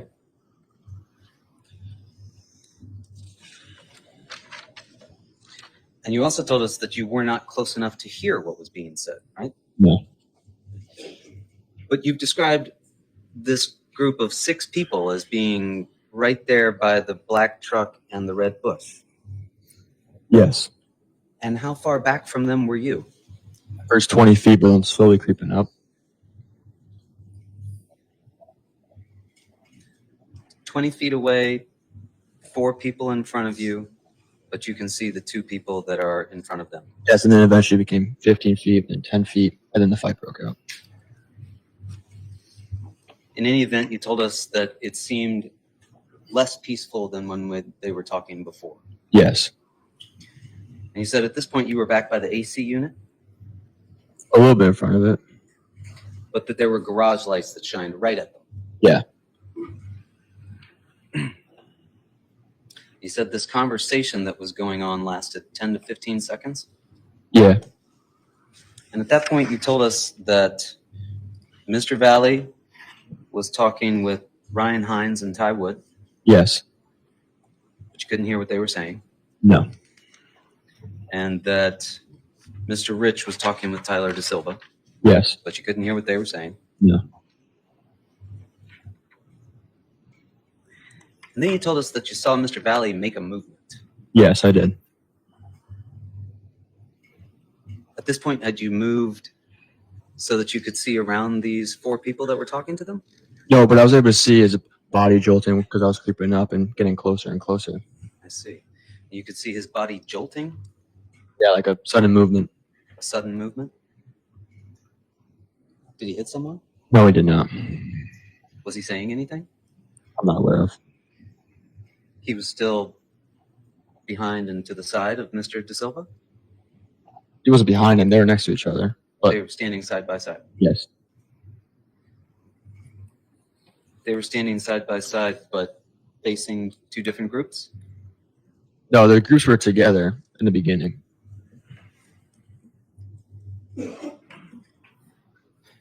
And then you did see Mr. Rich punch Mr. Valle, correct? Yes, sir. But when you first talked with officers on the 15th, that's not what you told them, right? Yeah, I didn't tell him that. You told them on the 15th, that same day, that either Mr. DaSilva or Mr. Valle pushed the Shelton High kids and the fight started, right? I was wrong. That was wrong. What I said was wrong. Why, at that time, shortly after the incident, did you tell him something that was wrong, but today you're telling us something different? Because when he jolted, I thought he made contact with someone from Shelton, but he ended up not. And Tyler Rich stepped in and punched him. And I didn't know that at the time when I was talking to the cops. And do you remember telling officers that same evening that Mr. Valle was getting beat up Yeah, I said that. and that everyone was on top of each other? Yeah. So after Mr. Valle was punched by Mr. Rich, you couldn't see Mr. Valle anymore, correct? No, I saw groups separating, and people went towards Valle and people went towards DaSilva. Right. And you saw that there were a number of people on top of Mr. Valle, right? Around 2 to 3 people, because 2 people were on top of him and 1 person was to the side engaging in the fight, not on top of him, standing over him. Had the people in the basement come out of the basement at this point? Yeah, And where were they all? around, bystanding, just watching. Just by standing and watching? Did you see anybody with their cameras out? No, I did not. Did you see any phones out? No, I did not. Did you see anybody with lights in their hands? No, I did not.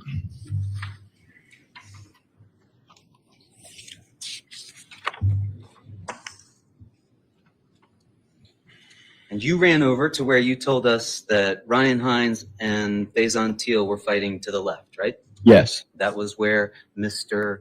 Valle was, correct? Yes. So that was one of the fights that was going on. Is that fair to say? Yes. The second or other fight that was going on to your right at that time. Yes. And that involved Mr. DaSilva. Yes. How many people were fighting with Mr. DaSilva? From my point of view, I ran over to the fight where Raul Valle was because my brother went over there, so I wasn't paying attention towards the Silva fight, but I saw people in the side view kind of running over there, and then assuming that people did. Did you see Mr. McGrath at this point? No, I did not. Did you see Mr. Lockovich at this point? No, I did not. And you say you ran over there, you got there, and you just stood and watched, correct? Yes. At that point, your brother Tommy, Ryan Hines, and Faison Teal were on top of or next to Mr. Valle, right? Yes. Then you told us everyone got off and Mr. Valle walked away, right? Yes. But you watched the video with us and you would agree that he didn't just get up and walk away, that people were over there involved in some sort of altercation and pushing or shoving him, as you described when watching it, right? Yes, at first he was able to get up on his own, and people weren't approaching him, but when he kept walking towards, more people came in and just pushed him out of the way to just get him away and get him into the road and get him off the property. Were you one of those people? No, I wasn't. Was Jimmy McGrath one of those people? No, he wasn't. You said Mr. McGrath was not involved in the fight at all. He wasn't involved at all. Because where was he? One of the people bystanding. Just by standing over, can you point to us where he was? Well, at that point, I'm just saying he could have been bystanding. At that point, I didn't know where he was. You didn't know where he was? Yeah, I didn't see him over there where people were pushing Raul out. Did you see where Matthew Lockovich was? No, I didn't. Did you see where Tyler Rich was? No, I did not. Did you see where Ryan Hines and Faison Teal went? No, I did not. Did you see where your brother Tommy went? No, I did not. What were you watching? Raul Valle. That's it? Yeah, that was it. And he was by himself? People went after they pushed him. He was by himself and he walked towards the car, and I was keeping my distance from him, watching him. And where did the people that had just pushed him into the road go? Back around to past to where Tyler DaSilva was. Just they went back. Just let him be. You saw that while you were watching Mr. Valle go to the car? No, but that's what I found out later. At that time, I didn't know where they went. I just watched Mr. Valle and just kept watching him. So is it fair to say, sir, that you don't know where those people who had just shoved him out into the road went? Yeah. You don't know who those people were? No.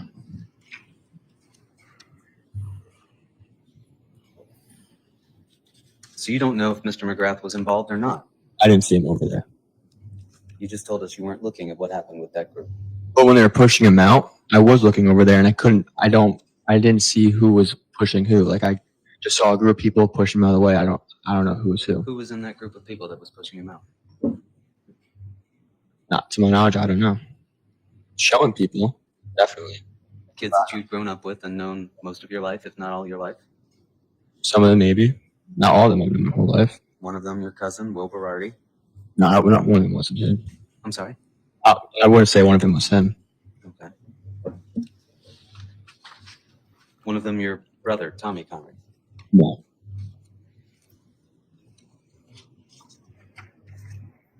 But you are certain, and you're testifying here today, that Mr. McGrath was not involved in any way. I didn't see him over there. And you were telling us that you were watching Mr. Valle as he went back to the vehicle, correct? Yes. Did you see the vehicle moving? No. And you saw him open the door, the interior light go on, close the door, and then you said he goes back into the yard, right? Yes. And you didn't see him with a knife. No, not that moment. You said he went right after the closest person to him, right? Yeah. And that was Mr. McGrath. Yes. Who else was standing with Mr. McGrath? Closest person that would be towards Mr. McGrath was Mr. Lockovich. Who else? I don't know. Was it just the two of them? That's the only two I saw. It's the only two you saw? Mhm. Was there anybody that you saw on the other side of Mr. Valle? No. Did you see Jacob Villalobos? No, I didn't see him. Did you see Matthew Samperi? Sorry, Michael? Michael Samperi. No. Did you see Sal Perry? No. Did you see Ryan Hines? No, I didn't see them. Did you see Faison Teal? No, I didn't see him. Do you recall seeing Mr. Lockovich that evening when Mr. Valle came back onto the lawn, or is that based on what you've seen in the video now? Oh, I remember seeing him. You remember seeing Mr. Lockovich that night? Yeah. Beside Mr. McGrath? Yeah, near him. Near him? Like the closest one to him. Close enough to touch him and put his hand on his back? Mr. Lockovich touched Jimmy? Yes. I'm not aware of. And what did you see Mr. Lockovich do? He walked away from Raul and Jimmy and like went the other way. Went the other way? Yeah, he went towards like when Raul came back, he just kind of like walked away and wasn't paying attention to where Raul was. Jimmy. He was just there. He was near. When he was walking by, he was just there. Did you ever see your brother Tommy Connery fighting with Mr. Valle? Yes. When your brother Tommy was fighting with Mr. Valle, where were you? Next to them, like behind him. Behind them? Yeah. Who else was near you at that time? Faison and Hines. That's it? Yeah. Where was Ty Wood? I don't know. Mr. Connery, isn't it true that you were with a group of people that had shoved Mr. Valle into the street and that were then walking back and forth between a vehicle that we saw in front of the vehicle that he went to? Yeah, the people who shoved him into the street, I was there, but I wasn't one of the people that shoved him into the street. I was keeping my distance, following him, walking around, and then saw him go to the car. Can we see exhibit number 60? Do we still have that over?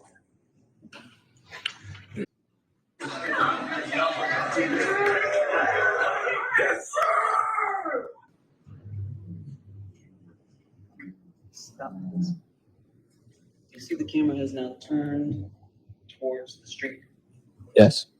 Do you know who this individual is with the dark pants, the light shoes, and the white top? Yes. Who's that? Alex Zaborak. Sorry? Alex Zaborak. Alex Dvorak? Zaborak. Zaborak. Thank you.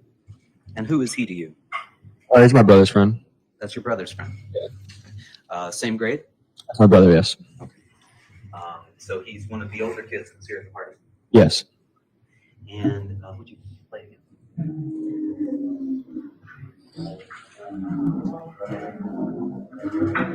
Okay, pause, please. We just saw Mr. Sporak go in front of the screen, right? Correct. Do you remember him being there at that time? No.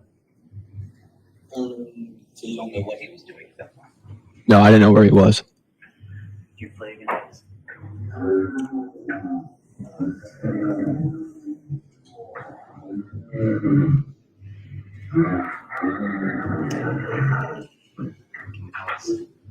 Okay, do you see yourself coming onto the screen at frame 341? Yes. And you would agree you're being followed by someone? Yeah, someone's behind me.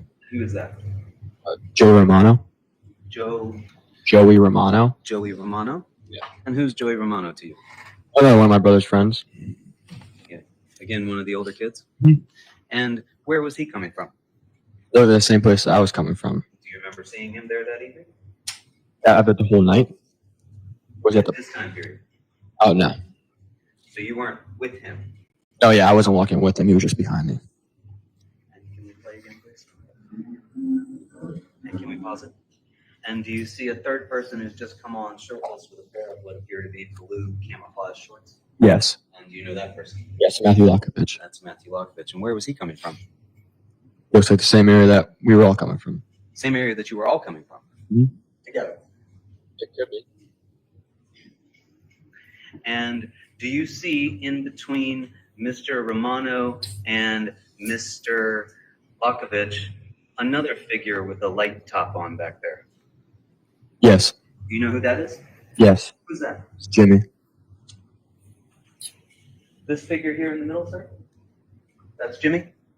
Oh, they're looking up to the right. The person in the middle? Yes.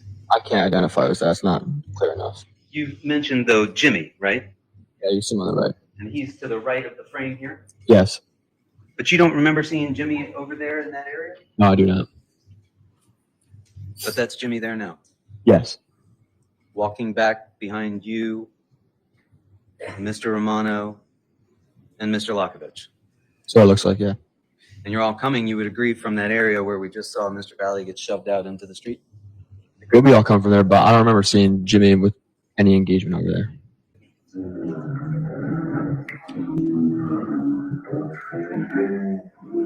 And both sides. Go back just a hair. Sorry. Okay. And do you see in front of Mr. Lockovich another individual with a pair of lighter shorts with maybe some dark black biker shorts popping out and a white shirt? Yes. You know who that is? Jacob Villalobos. That's Jacob Villalobos. Hmm. And he's shoving Mr. DaSilva into the street? Yes.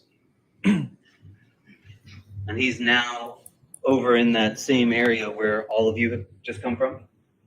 Yeah.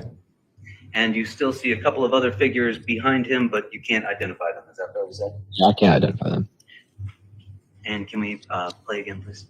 Nope, sorry, keep still. And can we go back 2 seconds? I apologize. A little bit more, and right there.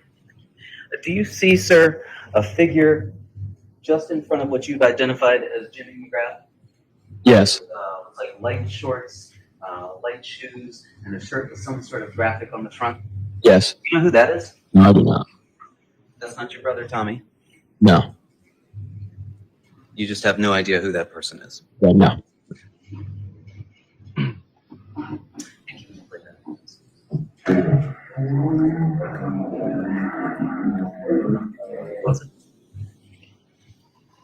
Where were you looking at this time? Where Raul was? I'm sorry? Where Raul was? Where Mr. Valle was? Yes. Okay. And you say he's just stepped onto the grass. Yes. And you claim all those people just dropped back that had just been there? Yes, because I was screaming. And they just all immediately went back?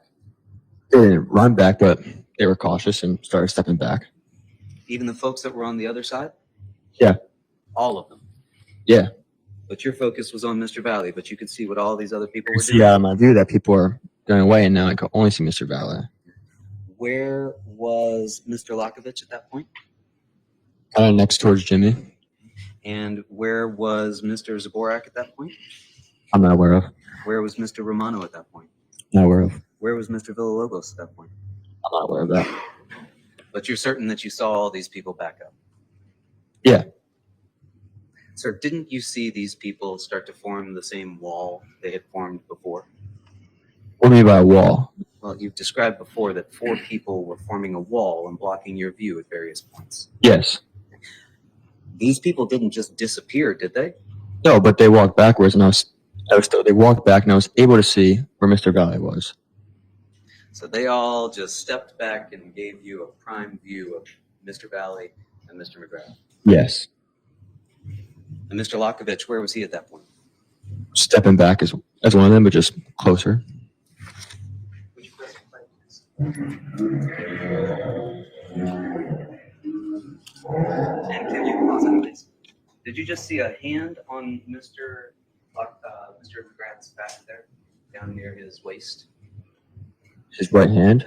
Can we go back maybe 2 seconds? Do you see what appears to be a hand down on his side there? Yes. Mr. Lakovich is gone at this point? He'll be over there, but I didn't see him. I was looking at Jimmy. And I was looking at Raul, and Jimmy was at my side. Okay. You're looking at Mr. Valle at that point? Yes. There's nobody blocking your view. No, I was able to see him. So you don't know whose hand that was. No, I do not. And where was Mr. Lakovich? Backing up. And where was Mr. Zborek? Also backing up. I don't know where he And was. where was Mr. Romano? I don't know where he was. And where was Mr. Villalobos? I don't know where he was. And what about that person you couldn't identify before who had on the light shorts and the dark top with the white graphic across the front? I don't know. And what about Faison? Don't know where he is. Did you see Mr. Valle slip at all as he came onto the grass? No, I did not. You saw him just go straight at Mr. McGrath. Yes. Do you remember it being misty or rainy that evening? No, I do not. Did you see Mr. Lakovich take a swing at Mr. Valle? No, I did not. But you don't know where Mr. Lakovich was or what he was doing at that point? Yeah, so if I was looking at Mr. Valle, I didn't see anyone go after him. At that point, no one was going after him.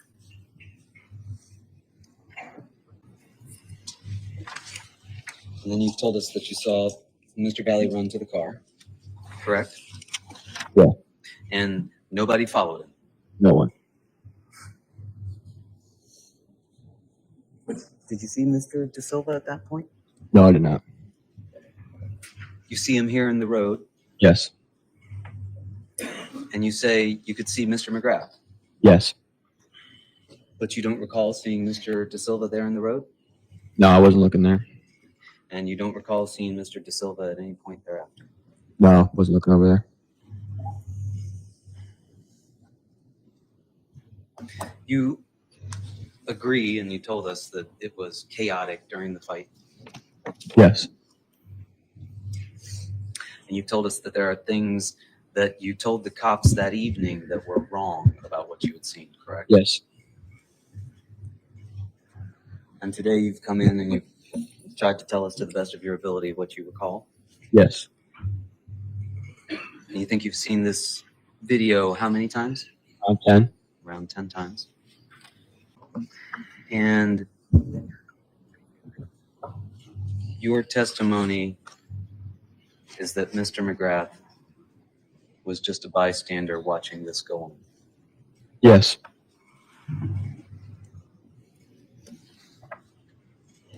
Thank you, Mr. Connery. Nothing further.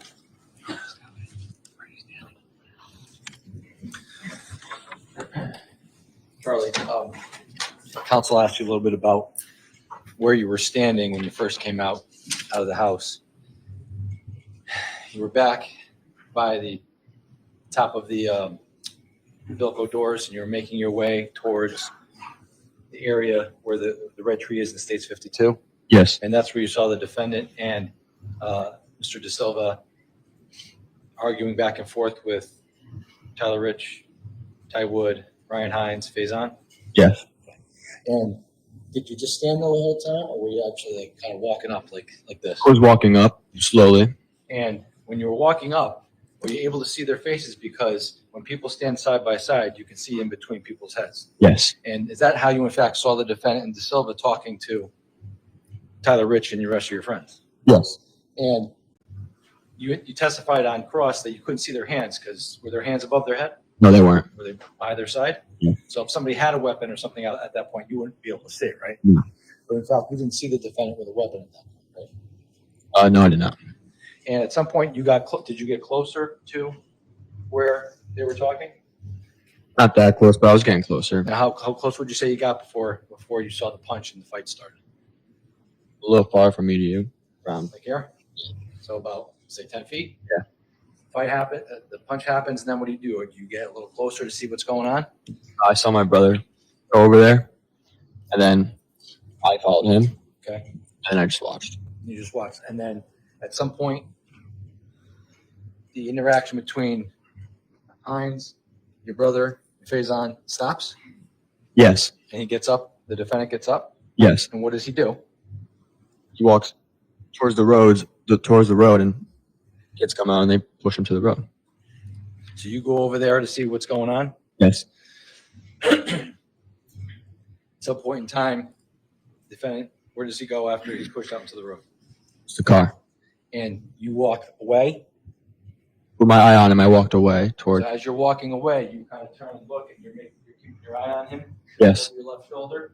Yes. And at some point in time, what do you see? Go back. And when he's coming back, you yell.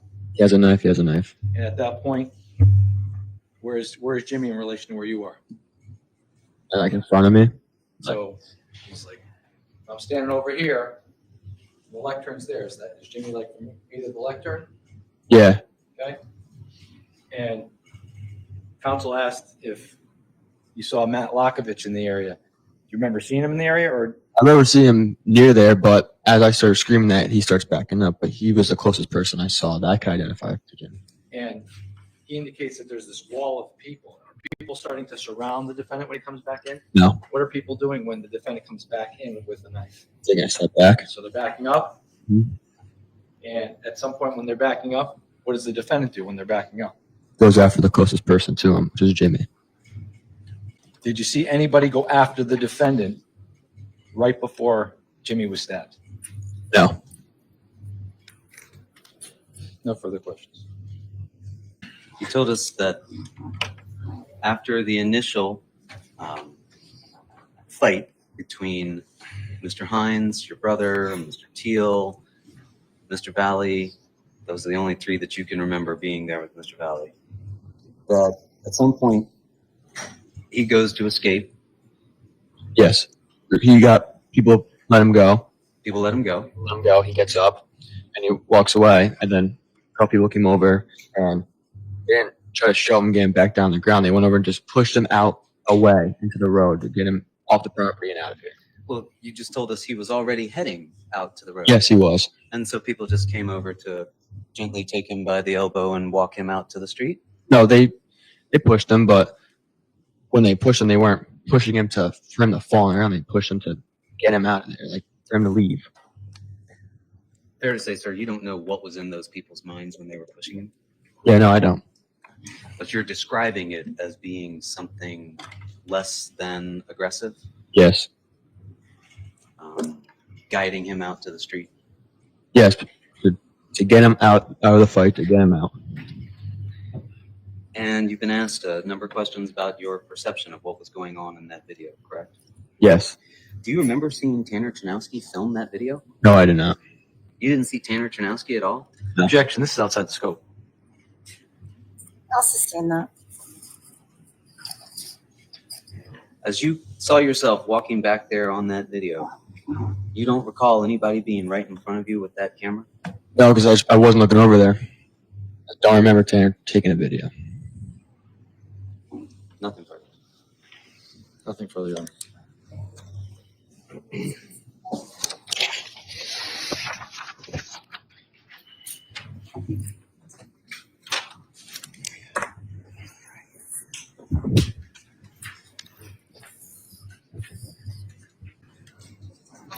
Jury has been excused. Attorney Smith, I'll hear from you on the record.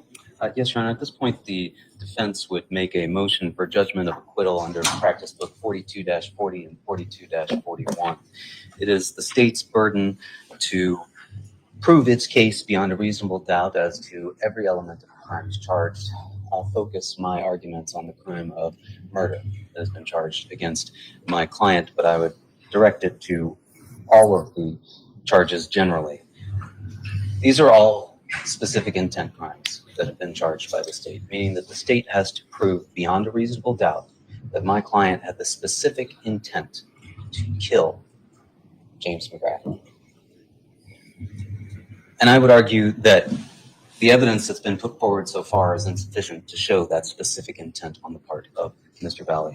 And I would also argue that to some extent, the state's charges here bolster that argument, because this fight takes place in a video that we have seen that encompasses all of 18 seconds. And during that time period, my client had the same intent with regard to all of these people that were attacking him.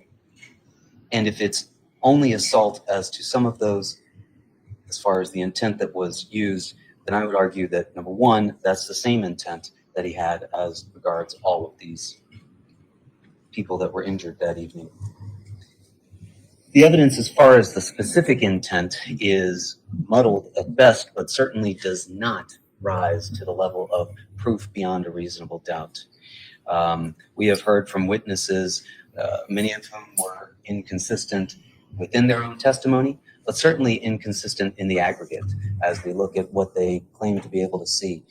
Most striking, I believe, is the inconsistency between what they can recall and versus what they are unable to recall.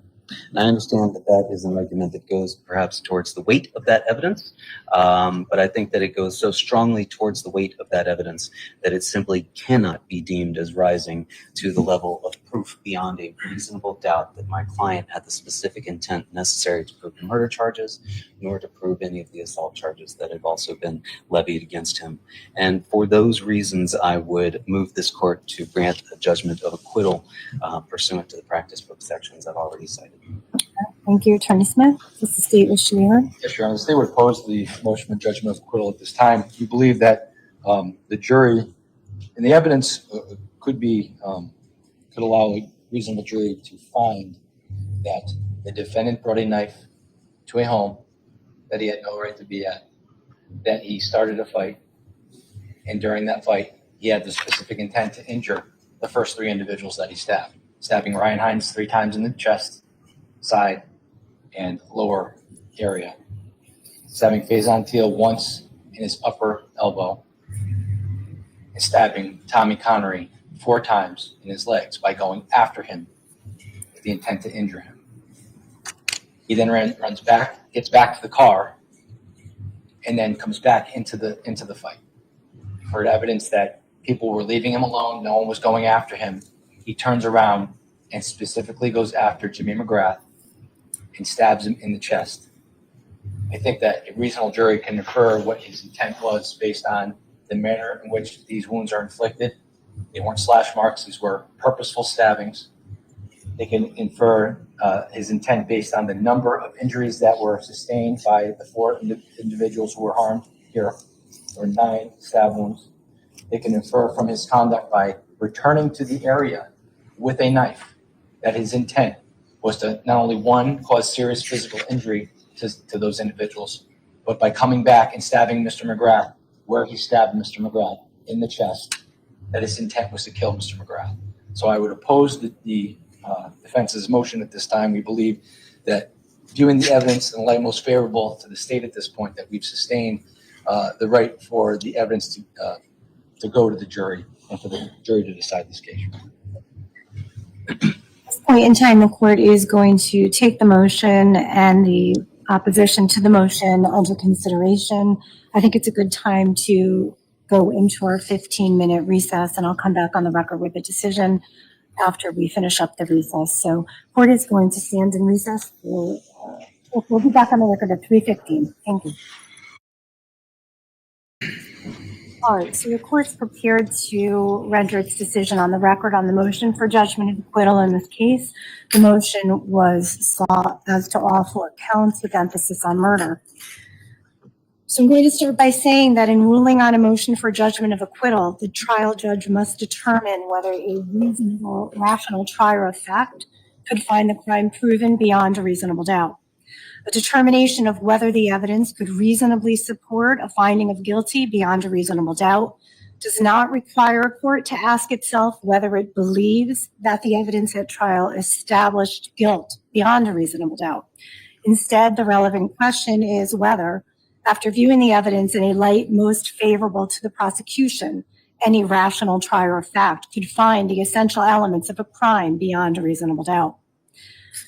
I anticipated the defendant's motion, as it is commonly made at the close of the prosecution's case in chief, wherefore I did review and had the opportunity to look at the following: pattern jury instructions, the notes that I've taken.